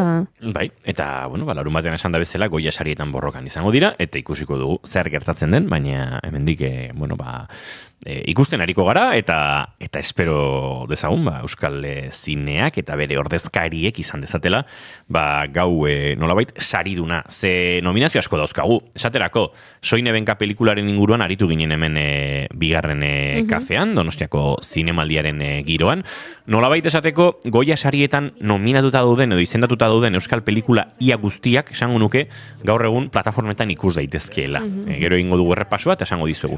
Baina, Soinebenkako protagonizetako bat Urko Olazabal da. Eta aktore protagonista sailean, honek ere izendapena jaso du. Hainbesteko nazka ematen du Urkok pelikulan, bai, horrexegatik ere merezi duela aktore honenaren saria, ze Urkok bizitza realean ez du nazka ematen, Urko oso mutil jatorra da, oso aktore ona, oso pertsona umila, oso traturako oso goxoa, eta pelikulan nazka ematen dizu. Beraz, lortzen balin badu, horrelako pertsona goxo batek nazka ematea, hori da, aktoren lana oso ondo egin duelako. Da pixkat, Querer telesailean Pedro Casablankek egiten duena bezala, ez? Karagarezko nazka ematen duen... Egizu gertatzen zaidan, Pedro Casablanca ikusi dudala gaiztoaren egiten beste leku batzuetan. Beti, eta uste duzu direktamente gaiztoa dela. Niretzat gaiztoa da. Sentitzen dut... Kriston tipo hemen da. Jose Rafachado bezala. Goen kalen agertzen zala gaiztoaren egiten eta orain, imaginatu, Tomasen abenturak egiten umeekin eta ala ere guraso batzuentzat dala Isaias Maltzurra. Gertatzen dira horrelako. Bai.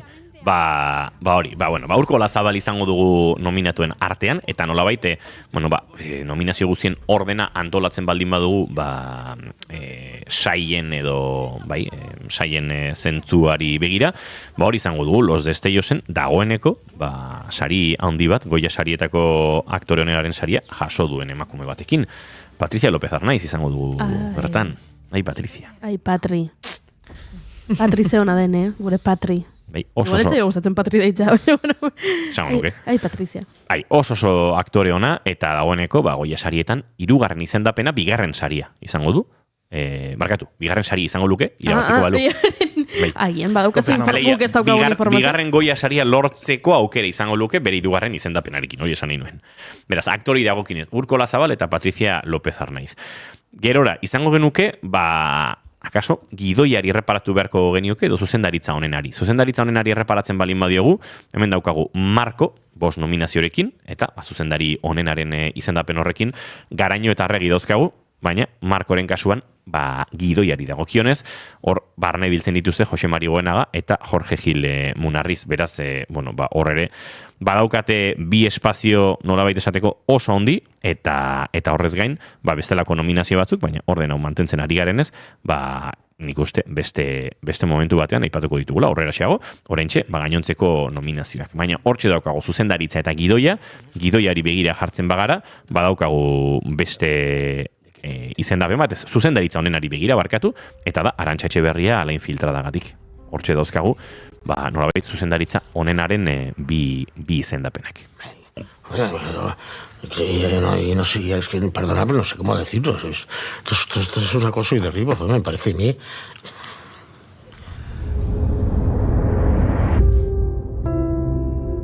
Hauxe da Markon Eduard Fernández, eta esango dugu hau dela. Markoren barruan dagoen beste izendapenen artean, euskalduna ez zena, Eduard Fernández ez da euskalduna, euskal pelikula batean, bai. Aktore honenaren izendapena du, personaje hori osatzen duelako, protagonistaren lana, hemen ere interpretazio itzela dago, Kiniela egingo dugu? Agian aste honetan egin ez dago beste egun batean, bestela informazio gehiagi izango den zuleak entzat, Ados. Eta hemen dauzkagu efekto bereziek eta makillaje eta pelukeria, baita Marko pelikularen barruan, 5 izendapen guztira. Musikarekin ere badaukagu zer raipatua, ze Buffalo Kids pelikulan Fernando Velázquezek jatorrizkoa besti honenaren izendapena dauka, baina La Infiltradako soinu banda originala jatorrizko musika ere osatu du, eta horrekin batera, musikari dagokionez, Alberto Iglesias daukagu La Habitación de al ladorekin. Eske Alberto Iglesias... Alberto Iglesiasek ondo ezagutzen ditu sariak, hainbat sari jasotakoa da, ez dakit non gordeko dituen, bere etxean, ze baditu, ja dagoeneko hainbat sari ez nabil sari eta orokorrean, eta Eta Alberto Iglesiasek jaso ditzala baita sari guztiak, ze beti oso finaritzen da lanean. Zuek ikusten duzuek gala, badukezu ohitura. Nik bai, tarteka, urte batzutan bai bezetan ez. Egin izan dut plana, hola ikusteko, eta egin izan dut, hola, pixka zeharkago ikusi, zati bat ikusi eta gero sare sozialetan ze gertatzen arien jarraitu. Baina bai, bueno, bigarren kafean gainera bastante jarraitzen du gala hori. Osea, WhatsApp taldean egoten da saltsa. Bai, gizonei ze gertatu zitzaidan urte batean. Zer. Mutil batekin ikusi dituen Goya sariak. Bai. Nere mutila ez, baina, bueno, laguntxoa zen. Eta Goya sariak ikusten eginean, eta ni neon emozionatuta, en plan, venga, afaria prestatuko diot, eta elkarrekin ikusiko ditugu Goya sariak, zen egia gustatzen zait ikustea, eta ez dakize. Eta antxek egun den ikusten, eta ni oso pozik, eta momentu batean komuna jo nintzen, eta mugikorra hartu nun, eta ikusi nun muti honek txiokatu zuela. Ba, kriston aspertua zemakila gainean. Bai, zea. Aspertuta. Beneran? Aspertuta zegoela. Twitterran? Bai, Twitterran jarri zuen. Bai. Eta nik ez da gizu zepena, zeri hain izan oso ondo pasatzen. Eta gaizto honek, txiokatu zuen, burro. Eta nola bukatu zan gaua? Ai, ama. Takit, nahi zogatzen. Ja urte, zerlek urteko Goya sariak izan, dela urte batzutako Goya sariak izan zen, eta bai.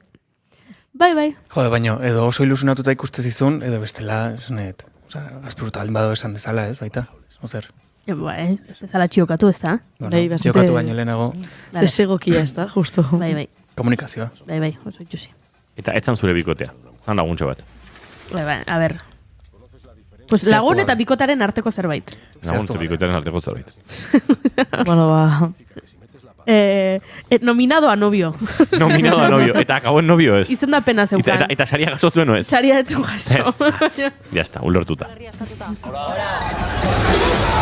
Euskal Herria eskatuta. Nadie sabrá de tu sacrificio. La infiltradaren trailerrari ginen entzuten horre azpian, eta justu momentu horrekin egin dugu topo. Bueno, la infiltrada bada, izendapen majoak, garrantzitsuak ere dituen filma, eta tartean, ipatu dugu, kaso honetan, Fernando Velázquezen soinu banda, Alberto Iglesiasena, La habitación de al lado gatik, hau ere izango da, nola baite. Bueno, makinila horietan... Asko gustatu zita izan zuri? Asko, kerraizko pelikulatzen hori ikusi Juri? Ez, dut ikusi horrendik. Iaia gaurko nere gomendioa izan liteke, ze Goya sariak hurbiltzen direnean, Goya sarietako pelikulak ikusteko gogoa edo pizten zaio jendeari, Oskarrekin gauza bera gertatzen da. Bueno, Oskar izendatuak oraindik asko plataformetara iristeko daude, baina iristen ari dira, otsaiak 7, otsaiak 14, hortxe dira datetako batzuk, baina aldiz Goya sarietakoak gehienak behintzat ikusgai daude. Eta aipatu ditugun hoiez gain, Mamantula film labur honenaren bideo horretan izendatua, eta baita betiko gaua, aipatu dizugun bezala, Ander Barinagarrementeriarekin aritu gara, bide luzea egin dute, dagoeneko esango nuke, bideo paro eta zoriontsu egin duela pelikulak, film laburrak, baina, Goya sari bat lortzeare. Izango zen nolabaite bideo horri goxotasuna eman eta amaitzeko bidea. Eta horrez gain, aipatu dut lehen ere, Salve Maria pelikula daukagu, Katix Agirreren amek ez dute novelan oinarrituta, eta, liburuan oinarrituta, eta bertan, nolabaiteko euskal ordezkaritza edo, gidoi egokitu horren jatorrian, dagoela. Hauexek euskal izendapenak hortik aurrera hasgintezke begiratzen zer dagoen bide bakoitzean, ez? Adibidez, niri pelikula honenaren izendapenean La habitación de al lado ez egotea gauza kuriosa egin zait. Bai. Karo, nik nola zuen ikusi? Nik ez. Zin dizut esan, baina... Nik ikusi dut, eta... Zaizu duzatu? Nik uste dut baita, igual, ez dakit, bizkat, beste ikuspuntu batetik begiratuta Goyak sariak berez premiatu beharko lituzke, ez dakit, Espainiako kulturari ekarpen bat eman dion pelikula bat, edo zuzendaritza interesgarri bat daukena. Azken baten, pelikula hau inglesez da, Nova Yorken gertatzen da, seguruna Espainien grabatu da, ze lehiotatik bestalden dauden fondo horiek nahiko arraro ikusten die. Eta El Corte Ingleseko memea eman digu. Bai? Bai, hori kontatu nuen hemen. Ez nuen entzun. Tilda Swinton da Dola da, Julian Moore? Julian Moore dia protagonistak, ez da? Ba, aritu ziren hemen grabatzen, hemen ez, Madrilen grabatzen. Hemen Tolosan. Hemen Tolosan. Madrilen grabatzen aritu ziren, eta orduan gero elkarrizketetan, ba, estatu batuetara hueltan, edo Ingalaterrara joandakoan, edo zagit, beste herrialdetan, elkarrizketetan galdetzen zieten, ea zer gustatu zaizue gehien. Ikusi non egia. Madrilen egon zarete grabatzen, zer gustatu zaizue gehien. Eta Tilda Swintonek gizon erantzun, hipsterra, ez? Ematen zuen beti, Madrilgo kultura undergrounda eta gazte mugimenduak eta Malasainako subkulturaren ez dakiz zer, eta bueno, gizon erantzun, kultureta hipsterra. Eta Julian Moorek erantzute zen Corte Inglés. Osa, berarentzat oso barregarria da ikustea bata bestearen ondoan. Batek kriston erantzun kultureta ematen du, eta besteak esaten du, Madriden grabatzen aritu zenean gehien gustatu zitzaiona El Corte Inglés. Hori gertatu zaten baita bihotzakin, ez? Batek intzula bihotza oso millennial eta besteak intzula oso boomer, zaketolako zerbait gertatu zen. Baina, bueno, fijatzen baldin bazate, bai ikusten da pelikulan saien, o pelikula hobenean nominaziotan, badagoela pelikula katalan bat, badagoela pelikula euskaldun bat, bueno, dena da nahiko, ez dakit, bai da pixka bat, ez dakit, Goya sarien ikuspuntutik, bueno, pixkat nazioa babesteko saiakera bat. Eta ikuste dut, ez dakit, Almodobarren pelikula ez dela bat zentzu hortan. Almodobarren pelikularik Made in Espainetik urrunen dagoena. Hori da. Almodobarrak zerbait egin balin badu izan da oso zine espainola, edo Espainiako ezaugarri soziokulturala agartu eta kritika eta bestelako narratibak eta hau oso bestelakoa da. Ez badizute esaten Almodobarrek zuzendu duela, ez dakit antzemango zenuken Almodobarren pelikula bat dela. Jakin da Almodobar dela, nik Almodobarren gauzak ikusten dizkion Kolorea pelikulari. eta horrelakoak bai, ez? Trailerran ikusten dituen elementu batzuk, bai. Eta badago intimidade bat pelikula horretan, Almodobarren bat pelikuletara eraman ninduena edo konversazioetan, eta... Bueno, eta banatu da dia saria, Ez du beti berak irabazi behar. Karo, horregatik. Bai, ez garbi dago, baina gero zuzendaritza honenan bai dago Almodobar, eta pelikula ez dago, ez? Bueno, izan daiteke, ez? Pelikula ez delako hain espainiarra, ez dakit. Bueno, zuzendaritza honen Almodobar, Arantxa Etxebarria infiltradagatik, Paula Ortiz La Virgen Roja, Aitor Arregi eta Jon Garaño Marko pelikulagatik, eta Isaki Lacuesta eta Paul Rodríguez segundo premio pelikulagatik. Ondoren aktore protagonista gizonezkoan Alberto San Juan dagoela, Casa en Llamas pelikularekin, Eduard Fernández Markogatik, Alfredo Castro Polvoseran pelikulagatik, Urko Olazabal aipatu dugu, Soin Ebenka pelikularekin, eta Vito Sanz Volveréis lanagatik. Eta aldiz, emakumezkoen artean, Emma Villarasau Casa en Llamas pelikulagatik, Julian Moore La habitación de al ladogatik, Tilda Swinton La habitación de al ladogatik, Carolina Juste La infiltradagatik, eta Patricia López Arnaiz Los destellosgatik. Claro, hau horrela izango da, Goya sariak horrela antolatu dango dira, baina zine espainolaren galan La habitación de al ladogatik, Julian Moore eta Tilda Swinton izendatuta egotea, badagoza xeleber xamarra, ez? Eta gero baita, imaginatu zu hortza dela, izendatun arten, behaiekin batea. Osa, zakit, partekatzeko ez da bat... Beti izan dezakezu, izendatu ninduten eta Julian Moorek irabazi zidan. Claro. Bueno, dago aizki, baina bai, pixkat de... Imaginatu esatea beraia irabazi zen igela, urte hortan. Ja. Bida.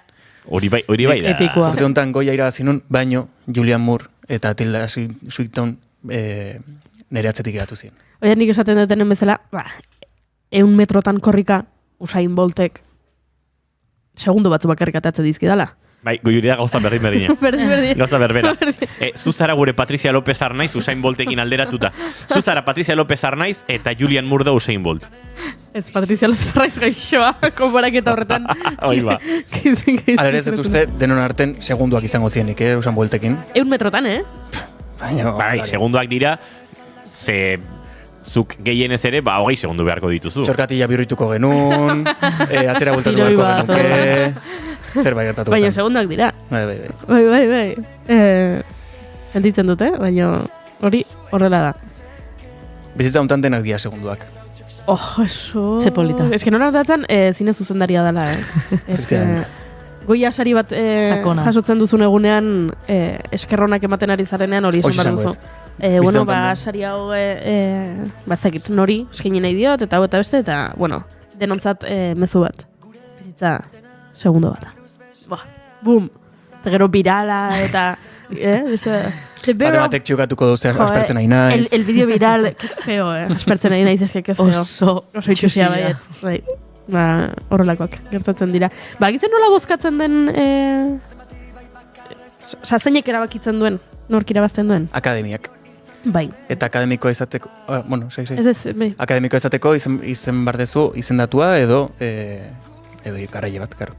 Orduan, alare ordaindu barra dago, esango nuke urtero ordaintzen dezun kuota badala. Eta jasotze dezu etxea zure linka ikusi izateko edo proiektzio salata jutezea o lokzea, eta hortik bozkatze dezu. 2000 pertsona daude, 2000 kide ditu, Espainiako Zinema Akademiak, anonimoki bozkatzen dute, beraz, jendea hemen pelikulak ikusi biliko da, bozkatzeko. Pentsatzen dut. Oain dela gutxi arte Resines zan zuzendaria, oain izango nuke ja ez tala, baina bai urte deixente zeon da Antonio Resines zuzendari akademikoa. Gauza esango izuet, ustut 20 segundutan 1 metroak ez ditugula korritzen. Ez, nik ez dut esan 20 segundu. Nik esan dut, baina... Gehiago bertu dut. Eta harritu da, enegoen datu honekin konturatuta, 1 metrotako errekorra Usain Boltena, 948 2000 eta 9-koa da.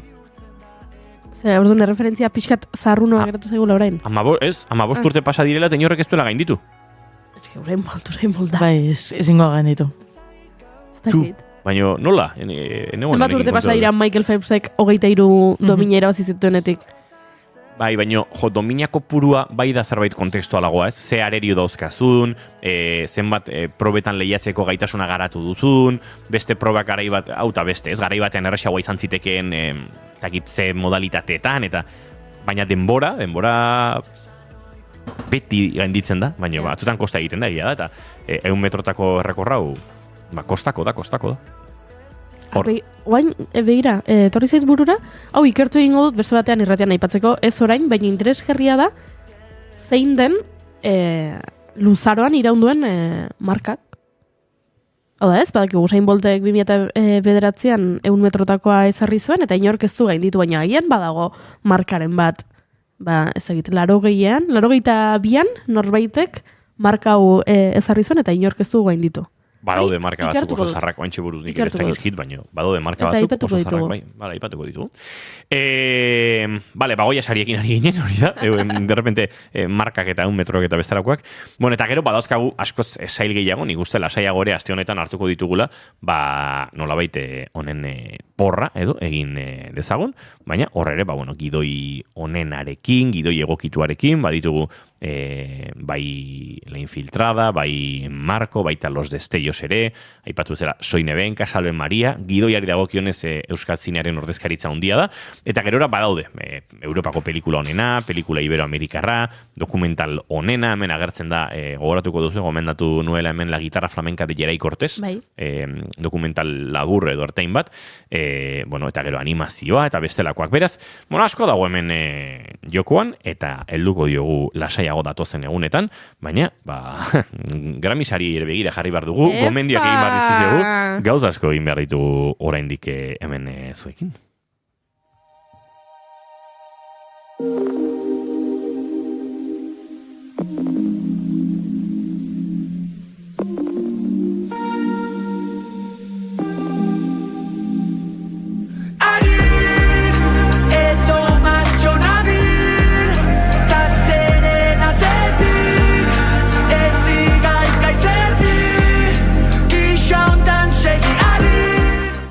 Esan dut nik La Guitarra Flamenca de Geray Cortés iraupen ertainekoa zala, baina 91 minutu irauten ditu. Ondo zuzendu dit Imanolek. Errez ikusten da. Batean malekoi san izun behin trampolin baten bihurtu oten aizen baneki zer den barruan deten pixuan.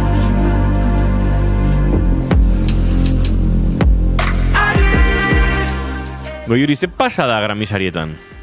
Ze pasa da Grammy-sarietan? Gauza asko pasa dira Grammy-sarietan, baina gertatu den gauzarik garrantzitsuena da arrazoi nuela, beste behin ere. Bigarren kafearen, ez barkatu, naiz irratiaren denboraldia hasierako festa egin genuenean, irailean, gogoan duzu Imanol, eire oraindik etzagoen gure bizitzetan eta etzen etorri. Pena. Etzen gure alaba, baina indik. Etzen gure alaba, eta orduan etzen etorri naiz irratiak Donostiko estudioz. Barkatu. Bueno. Erotu inaiz. La Beyoncé, be. Silencio, Beyoncé is talking. This ain't Texas. Ain't no hold 'em. So lay your cards down. Bai, gogoratzen dut, naiz irratiaren redakzioan elkartu ginela. Antxe, irrati honen parrilla osatzen dugun jende mordoa, eta baita parrilla horren inguruan entzuletako batzuk, kolaboratzaile, eta bai. Pentsa, Jerai Cortesek jotzen zuen festa horren ostean, joan ginenean tabernatxo andaluz batera hori egia da. Zerbait hartzera.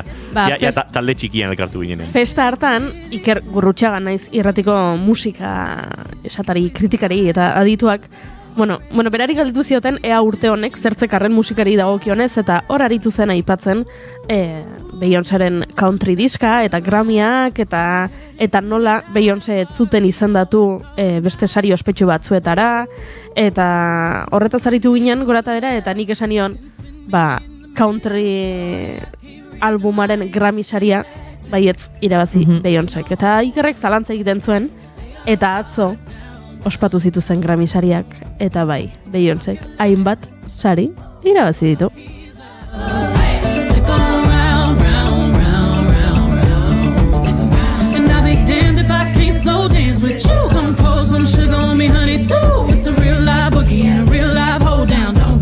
Come take it to the floor. I'll be damned if I cannot dance with you. Come pour some liquor on me, honey, too. It's a real live boogie and a real live hold down. Don't be a bitch, come take it to the floor now.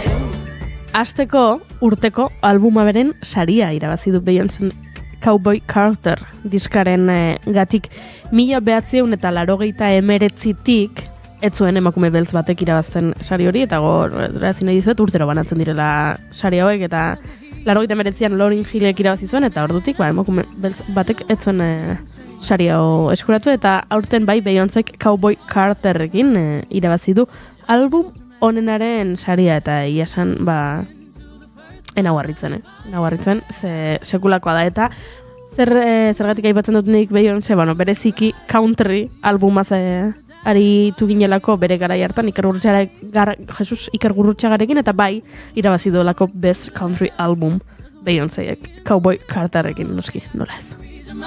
This ain't Texas, ain't no hold'em. Lay your cards down, no. Pocket Lexus, throw your keys up. Eta bestalde, egon dira irabazle ospetsuak, adibidez, Eire, zuri asko gustatzen zaizun Charlie XCX? Bai, ointxe betuko ez irabaziun, baina uste bi Grammy sari eraman ditula. Bai, Best Dance Electronic Album eta Best Dance Pop Recording. Hori da, Bondage kantakin lehenengoa, eta bestia Brat albuma Dance Electronic onena. Oso fana naiz ni Charlina, hau da, SXeko neska bat 31 urtekoa, 6. albuma atea dula guain Brat izenekoa, eta izugarrizko arrakasta dukiu. LGTBIQ+ komunitatean artean ikono handi bat biakatu da pertsona hau, eta Brat Summer ere bai izenekoa ere gertatu da, aurten, udala hontan. Kontestu pixka jarteko, albuma atea zuen, eta izugarrizko kanta elektroniko ikonikoak eta ditu, eta, jendia librota gau da, tartean ni, eta ezagit, goibiritzen ez gaitu. Ipamen bat egin behar dut, Charlie XCXen aurka, sentitzen dut eire. No. Gogoan duzuen nola hemen Durangoko azokan aritu ginen, itzekiten pixka bat kezkatuta drogaren gorazarrea egiten dutela musikari askok, aritu ginen euskal musikarietaz, euskal talde batzuetan egiten zela drogaren gorazarre hori, eta horrekin kezkatuta gondela, edo, zitzaigula bereziki gustatzen, Charlie XCXek orain bere Brat diskoa vinilo forman kaleratu du, eta viniloa, zirkulo hori, viniloak barruan hauts txuria dauka. Eta zuk vinilo astindu dezakezu, eta orduan hauts txuria mugitu egiten da, eta irudikatzen du kokaina. Eta hori ere bada drogaren gorazarrea.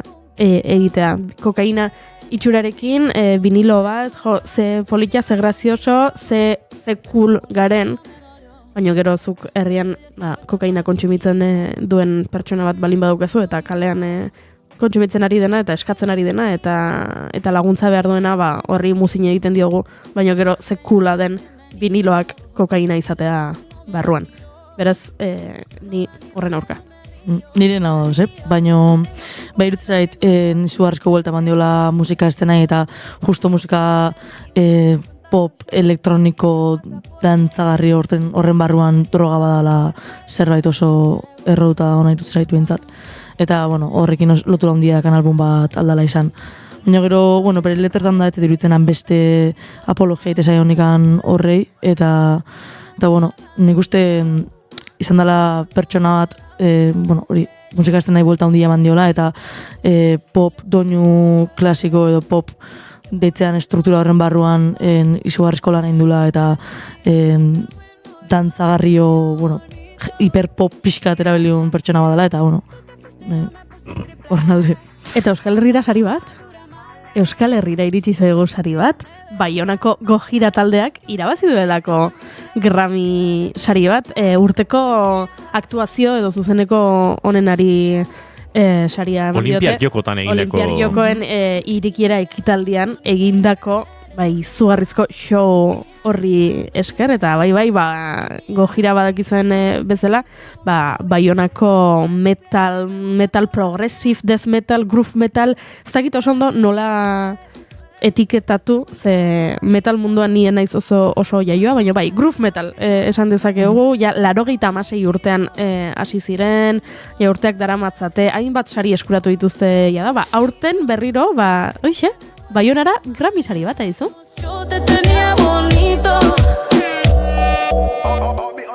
Eta Shakirak Best Latin Pop Album irabazi du. Shakira! Waka. Shakira. Eizue, nik genekien Shakiraren bizitzan dagoen kotillo berria. Kotillo berri bat dagoen Shakiraren bizitzan? Atzo bere semeekin joan zen Grammy sarietara. Zein da kotillo berria? Zandiate Alejandro Sanzekin daukela. Zer? Elkarrekin daudela Alejandro Sanz eta Shakira? Bai? La tortura Alejandro Sanz, ez, bai? La tortura abestia. Baina, elkarrekin egin zuten... Tortura? Gehiore igual nintu ez da. Bai? Ez dakit. Bai, tortura Shakirarena da, eta Alejandro Sanzena, te lo agradezco, pero no. Te lo agradezco, pero no. Te lo agradezco, mira niña, pero no. Bai. Elkarrekin daude? Hori izan diate. Eta Jennifer Aniston eta Barack Obama. Ze? Barack Obama, Michelle Obama? Ez, esaten dute Barack Obamak Jennifer Anistonekin, Jennifer Aniston Rachel Friendsen adibidez. Jennifer Anistonekin eduki duela afer moduko bat, eta orduan, Michelle Obamarekin krisi egoeran daudela, eta Jennifer Anistonekin dagoela. Ze? Bai, espero. Ostiraleko kontu bat, edo horrelako zerbait izango da. Baina, hori da kotillo puro idura, ez? Hauek ez dide Grammy sarietan agertu. Nik ere ekarri dut hor kotilloa pixkate zeharka, baina tira. Grammy sarietan gauz asko gertatu dira. Irabazle handien artean, uste dut Beyoncérekin batera nolabait esateko ere, badago urteko grabazio honenaren edo Record of the Year horretan, Kendrick Lamarren Not Like Us izan da irabazle. Eta, hor modalitate asko daude. Hans Zimmerrek irabazi du bere 11 milioi garren saria. Dune filmaren bigarren zatiaren, Dune Part 2-ren soinu banda onenagatik. Eta, tira, bestelako sari. Ni oso pozik Sabrina Carpenterrek irabazi duelako pop abesti, bakarkako pop abesti onena, Espresso abestiarekin, ez dakize, ze obsesionatuta egona izen ni abesti horrekin, eta oraindik ere banagoen. Espresso, ez gaina bigarren kaferako supera proposada.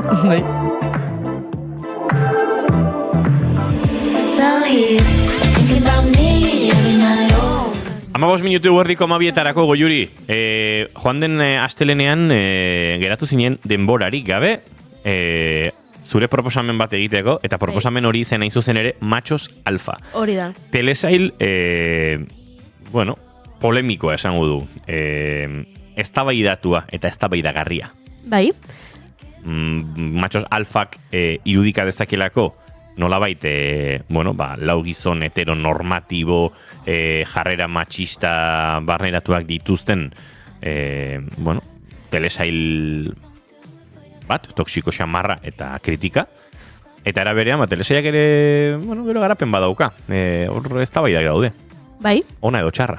Hauxe kontatu nahi nizuen. Nik Matxos Alfa telesaia duela pare bat urte estrenatu zuen Netflixeko telesail bat da, Alberto eta Laura Caballerok egin dutena. Izan hauek agian ezagunak egingo zaizkizue, Aquí no hay quien viva, La que se avecina, edo El Pueblo telesaien sortzaileak direlako, anaiarrebak dira, Laura eta Alberto Caballero. Eta beraiek, Matxos Alfa duela 2 urte estrenatu zuten. Zer kontatzen du Matxos Alfak? Badaude 4 mutil, mutil kuadria bat dago, eta dira Fernando Gil, Raúl Tejón, Fele Martínez eta Gorka Ochoa, oso ezaguna egiten zaigun Gorka Ochoa. Mutil kuadria honek arazoak ditu. Batek emaztearekin, besteak ligatzearekin, besteak lanean, eta horrelakoak izaten dituzte, eta orduan, lehenengo denboraldian izena ematen dute, zut gogoan lehenengo edo bigarren denboraldian den, baina izena ematen dute, matxismoaren dekonstrukzioaren ikastaro batean. Eta orduan, telesaia kontatzen du beraien estereotipo edo karikatura bat eginez, horixe, matxismoa hitz egiten du, eta kontatzen du nola, gizon hauek matxismoa oso barreratuta daukaten, eta horrek eragina duen beraien bizitzako arlo guztietan. Gorka Otxoaren pertsonaia dibortziatu berri dago, Fernando Gilen pertsonaia bota egiten dute lanetik eta emakume bat jartzen dute bere postuan, denetarik gertatzen da. Eta orain urtarrilean 3. denboraldia estrenatu berri dute, trama berriekin jada bukatu dute, beraien matxismoaren dekonstrukzioaren ikastaroa, eta orain... Hori lehenengo denboraldian bukatu zuten. Hori da. Bigarren egin zuten. Hori da. Eta baina 3. gontan, askoz ezagutza gehiago dauzkate, eta horiek aplikatzen dituzte, beraien egunerokotasunean. Lehenengo denboraldian, nik uste dut hemen bigarren kafean aipatu nuela, beldurra ematen zidala telesail honek nolabait. Hau da, baietz, protagonistak zirela 4 mutil, matxistak direnak, hasiera batean ikusten dituzu eta patetikoak iruditzen zaizkizu, eta beraz ondo dago, ze jarrera matxistak zigortu egiten dira telesailean, eta ordan zuk ikusle bezala esaten duzu, ikusten gauza hauek gaizki daude, ze gainera begira, ze ondorio txarrak dituzten, bai ingurukoentzat eta bai beraientzat ere, baina iruditzen zitzaidan gero nolabait humanizatu egiten zituela pertsonaiak, eta ordan zuk empatizatu egiten zenuela 4 matxista horiekin, eta mugara ematen zirela beste pertsonaia batzuk edo beste emakumeak matxismo horren kontrapuntu egiten zutenak. Eta orduan azkenean barregarri geratzen zirela, feminismoaz zekitenak, abisuak egiten zituztenak esan ez hau matxista da, hau heteropatriarkatua da, hau beste zerbait da. Eta orduan ez zitzaidan asko gustatu enekielako benetan nondik zegoen egina. Hau da, kritika bat ote zen matxismoari, ala ez.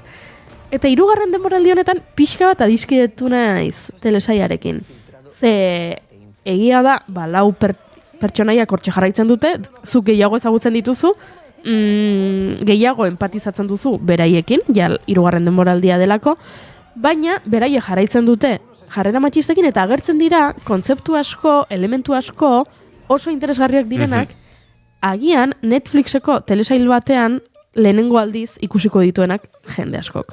Hitz egiten dute manosferaz, hemen hitz egin dugula noizbait, hitz egiten dute intzeletaz, hitz egiten dute gauza askotaz, eta uste dut agian, feminismoan ikasten ari garenok, edo horretan ibiltzen garenok, ezagutzen ditugun elementuak direla, kontzeptuak direla, baina agian publiko orokorrak edo mainstreamak ez dituela inbeste ezagutzen, eta Netflixen telesaio honi esker, agertu daitezkela, eta oso kontzeptu interesgarriak agertzen dira, ze 3. denboraldi honetan badago pertsonaia bat, dala emakume bat, dala eduki sortzailea, feminismoari buruzko eduki sortzailea. Eta orduan, berak egiten ditu bideoak Instagramerako sekulako arrakasta dauka, famatua da, eta berak egiten ditu bideoak kontatzen, ezagit, Lamanadaren kasua eta kontatu egiten du. Edo foro hontan dauden emakumeak gorrotatzen dituzten gizonak, eta horri buruz hitz egiten du. Edo emakumeen, ez dakiz zer, dena, eta orduan, ematen dio emakume horrek kontrapuntu bat, ze gainera da emakume bat guapa, jatorra, eta zuk ikusten duzu, emakume arrakastatxu bezala. Eta orduan, kontrapuntu interesgarria eskaintzen dio, eta gero agertzen dira beste elementu batzuk, adibidez, zuek, Imanol Inigo, nola besarkatzen zarete? Guri artean? Bai. Palmadita.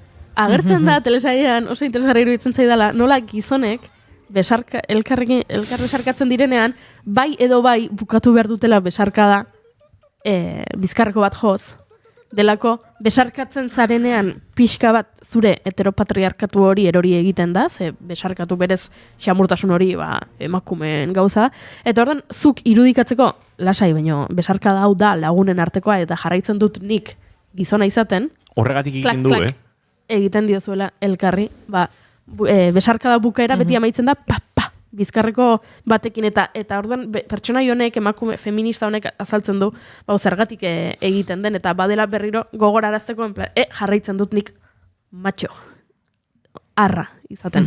Gaina nahiko gogorrak izaten dira, nahiko ostia... Bai, Euskaldun besarkada zalapartako hori ez. Nik badauzkal lagunak momentuaren arabera besarkatzen dituenak, mutilek, palmadita gabe. Baina, palmaditarekin ere bai, badaude, bai. Nik uste iman hori palmadita zartakona. Oain ezakit, nire ez, baino... Igual batzutan ez, baina batzutan bai. Hori interesgarria da, kontzeptu interesgarria da ikusteko, eta aian egongo da gizonen bate etxean telesai hau ikusten, eta aian ari da ikusten pentsatuz, ni bezalakoak dira mutil hauek, edo jatorrak dira, edo gaina guain feministak pasatzen ari dira, eta bapatean ikusiko dute eta esango dute. Nik ere hau egiten dut. Badago, bai berko. Gorkak esan du, Inigok beti ematen dit besarkada, xuabe. Osondo. Gero, gai gehiago agertzen dira, pertsonaia baten alabak, behin esaten du, etxera iristen da, eta esaten du gizona izan nahi duela, mutila dela bera. Eta gai hori ere tratatzen dute, hemen spoiler bat egingo dut. Beraz, ez baduzu ikusi, tapatu belarriak. Berak kontatzen du mutia naizela, etxean esaten dio, aitonari esaten dio, salatu egingo zaitut, ze aitonak emakume izenarekin deitzen dio, eta esaten dio, zun eskazara, eta, horrela. Eta oso interesgarria da, nola momentu batean, telesailean, neskato horrek, mutila izan nahi duen, neskato horrek ezagutzen du, emakume, heldu, lesbiana, arrakastatxu, dirudun, eder, azkar, zoragarri bat. Eta orduan konturatzen dena da, berak ez duela mutil izan nahi. Berari neska gustatzen zaizkiola, eta orduan pentsatzen du, nola neska gustatzen zaizkion, mutila dela. Eta orduan horro hartzen da, horri hitz egiten dute baita erreferenteak edukitzaren garrantziaz, zen neskato honek erreferente heldu bat daukanean dena lesbiana eta arrakastatxoa, orduan konturatzen da, ni ere izan naiteke, ni hau naiz, niri neska gustatzen zaizkit, eta neskak, izan naiteke neska bat, eta neska gustatu niri. Hortaz hitz egiten da, oso interesgarria iruditzen zaidana, hitz egiten da, Gorka Otxoaren pertsonaia infiltratzen da, incel kedada batean. Beren neskak, dala, eduki sortzaile feminista honek esaten dio, sartu zaitezke, hemen bilera bat egingo dute, emakumeak gorrotatzen dituzen mutil hauek, eta nik egin nahi dut horri buruzko bideo bat Instagramerako, joaten balin bazara, bertara informazioa eman niri, eta orduan nik bideo egingo dut, eta orduan bera joaten da, eta bilera hori barrutik ikusten dugu, eta ikusten dugu nola hitz egiten duten. Hainbatetan, bazait foro kotxesen edo horrela, aipatu ditugun horrelako lekuetan dauden iruzkinak egiten dituzte, aipatzen dute emakumeak gorrotatzen dituztela. Eta hori ere ikusten da, beraz ni adiskidetzen ari naiz. Ni naiz, hirugarren denboraldia iritsi berritan nago, Goiuri. Baina bigarren denboraldiak dagoeneko, iruditzen zaile lehenengoarekin ja, sortzen duela alako transformazio edo aldaketa bat, eta genero ikuspegitik aztertuta, bai iruditzen zait, batez ere feminismoan oso hastapenetan dauden gizon heteroentzat, telesail ona dela. Mesede egiten duela. Ze, hor agertzen diren jarrera matxistak gizonezko baditugu, gero kendu edo landu edo deseraiki, edo nahi duzun prozesuan egon zaitezke, baina hor badaude. Baina iruditzen zait, telesaiak nahikoa amu ematen diola gizon heteronormatibo bati feminismoarekin harreman gehiagirik ez duenari telesaian murgiltzeko, eta behin telesaian murgilduta, hasten da telesaia hemen saietxean kolpetxo bat ematizu, gero beste bat, eta bat baten ikusten dituzu protagonista horiek zeinekin gizon, berriro diot, hetero transitatu gabe horrek, ez, inon feminismoan murgildu ez dan horrek, bera, empatizatu duen jende hori nola hasten den, ondokoari esaten, aizu, hori kosifikatzailea da, aizu, hori matxista da, aizu, ez esan hori. Eta ikusten duzu tipoa oso heteroa eta oso tal, baina bere lankideak esaten dio, es que son todas unas zorras da. Oye, Luis, no digas eso. Hori ezin da esan, hori matxista da, hori gaizki dago, hori ez da horrela, ez? Beraiek nola hasten diren, bere ingurua nolabait pixkatxo bat eraldatzen, eta uste dut hori ikusle berriro diot, hasi berri horrek, bapatean barneratzen dituela gauza batzuk, esan du, ostras, ja, hau ez, hau beste hau. Eta, uste dut interesgarria, da, nik egia da inguruan, feminismoan oso barneratuta zaudeten jende asko zauzkadalako, horietako gauza asko dagoeneko transitatu dituzula, badakizkizula, kontzeptu horiek, bai, igual senti ezakezu beste puntu batean zaudela eta beste puntu batzetik ari zarela ikusten, baina tartika ere badago zerbait ikusten duzen ezen, bida, hauxe, nik ere badaukat, ez? Besarkaden palmadira hori edo, olako gauzak, ez? Beraz, ni 100% alde edo kontra, 100% alde iruditzen zait, telesail mesedegarria dela. Gero eta matxista gehiago ikusiko balute, eraldaketa gehiago sortuko lukeela.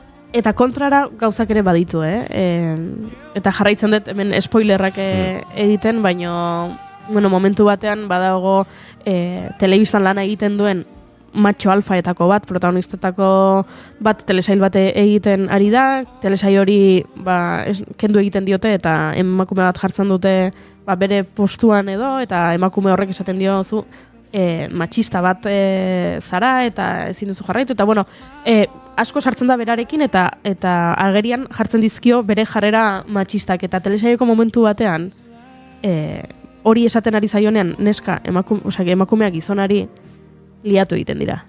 Eta larrua jotzen dute, eta amorrua eman zidan, emakume hau jarri dute telebista kate honeko zuzendari bezala, eta emakume honek esaten dizkio gauzak oso ondo gizonari, esanez, zuk matxista batzara hau egiten duzu, hau beste hau egiten duzu, ezin duzu hau egin ez dakiz zer, eta azkenean larrua jotzen amaitzen dute, eta pixka bat, iruditu zitzaiten pixka bat gizonaren jarrera zuritzea, ez? Hau da, erakustea, baietz, nahiz eta matxista izan, ez dakiz zer egin, beste lanetik bota, ez dakiz zer horlako jarrera itxusiak eduki, emakumeek jarraitu nahi dute zurekin larrua jotzen. Eta, tipo bat, follador, ez dakiz zer, horrek amorra mantzidan, badauzka horrelako puntu batzuk, badago beste pertsonai bat mutila dena, eta negarrez agertzen da momentu batean, eta mutilaren neskalagunak pixkat egiten duen plan, jarri zara berriro negarrez. Horrelako gauza batzuk, pixkat matxismotik eginda daudenak horiek ere badauzka, baina? Baina gertatzen da, esaterako, bisexualitatearen onarpen edo normalizazio puntu bat. Eta hori ere bai. Hetero horietako batek, jasotzen du felazio bat, gau batean, mutil bat ezagutzen du, biak heteroak omen dira, baina bukatzen dute komunean, bata besteari, felazio bat egiten. Eta joaten da, bere lagunen gana, eta esaten die, lenguan komunean, mutil batek zakila jantzidan. Bai. Eta lagunen erreakzioa da, estereotipikoa, baina era berean, badago segituan, zait, lausotasun, identitate sexualaren lausotasunaren inguruan ere, gauz asko gertatzen dira, emakumen artean ere bai, badauzka gauza interesgarri. Bai, gauza interesgarri dauzka. Ez da telesail bat sortuta genero kultura edo feminismotik olako pedagogia egiteko. Ez da ikastetxeetan jartzeko material pedagogikoa. Ez da hori. Mainstreametik egindakoa, milioika ikusaldi dauzkana eta milioika ikusle dauzkana, eta gai feminista interesgarriak lantzen dituena. Eguardiko amabiak entzuleok, Eire Maia Manterola azte batzutan atzaitugu ikusiko, baina entzungo zaitugu, zure maite dutak nahi ditugu, Chicagotik, New Yorketik eta leku guztietatik. Bai, konparteko dute, hor, bizitakoak. Imanol González Gurrutxaga, ez da gitatorna aztelenera arte edo egun hauetan arte. Hori da. Oiure zeizarandia, bihar gehiago. Bai. Agur, agur!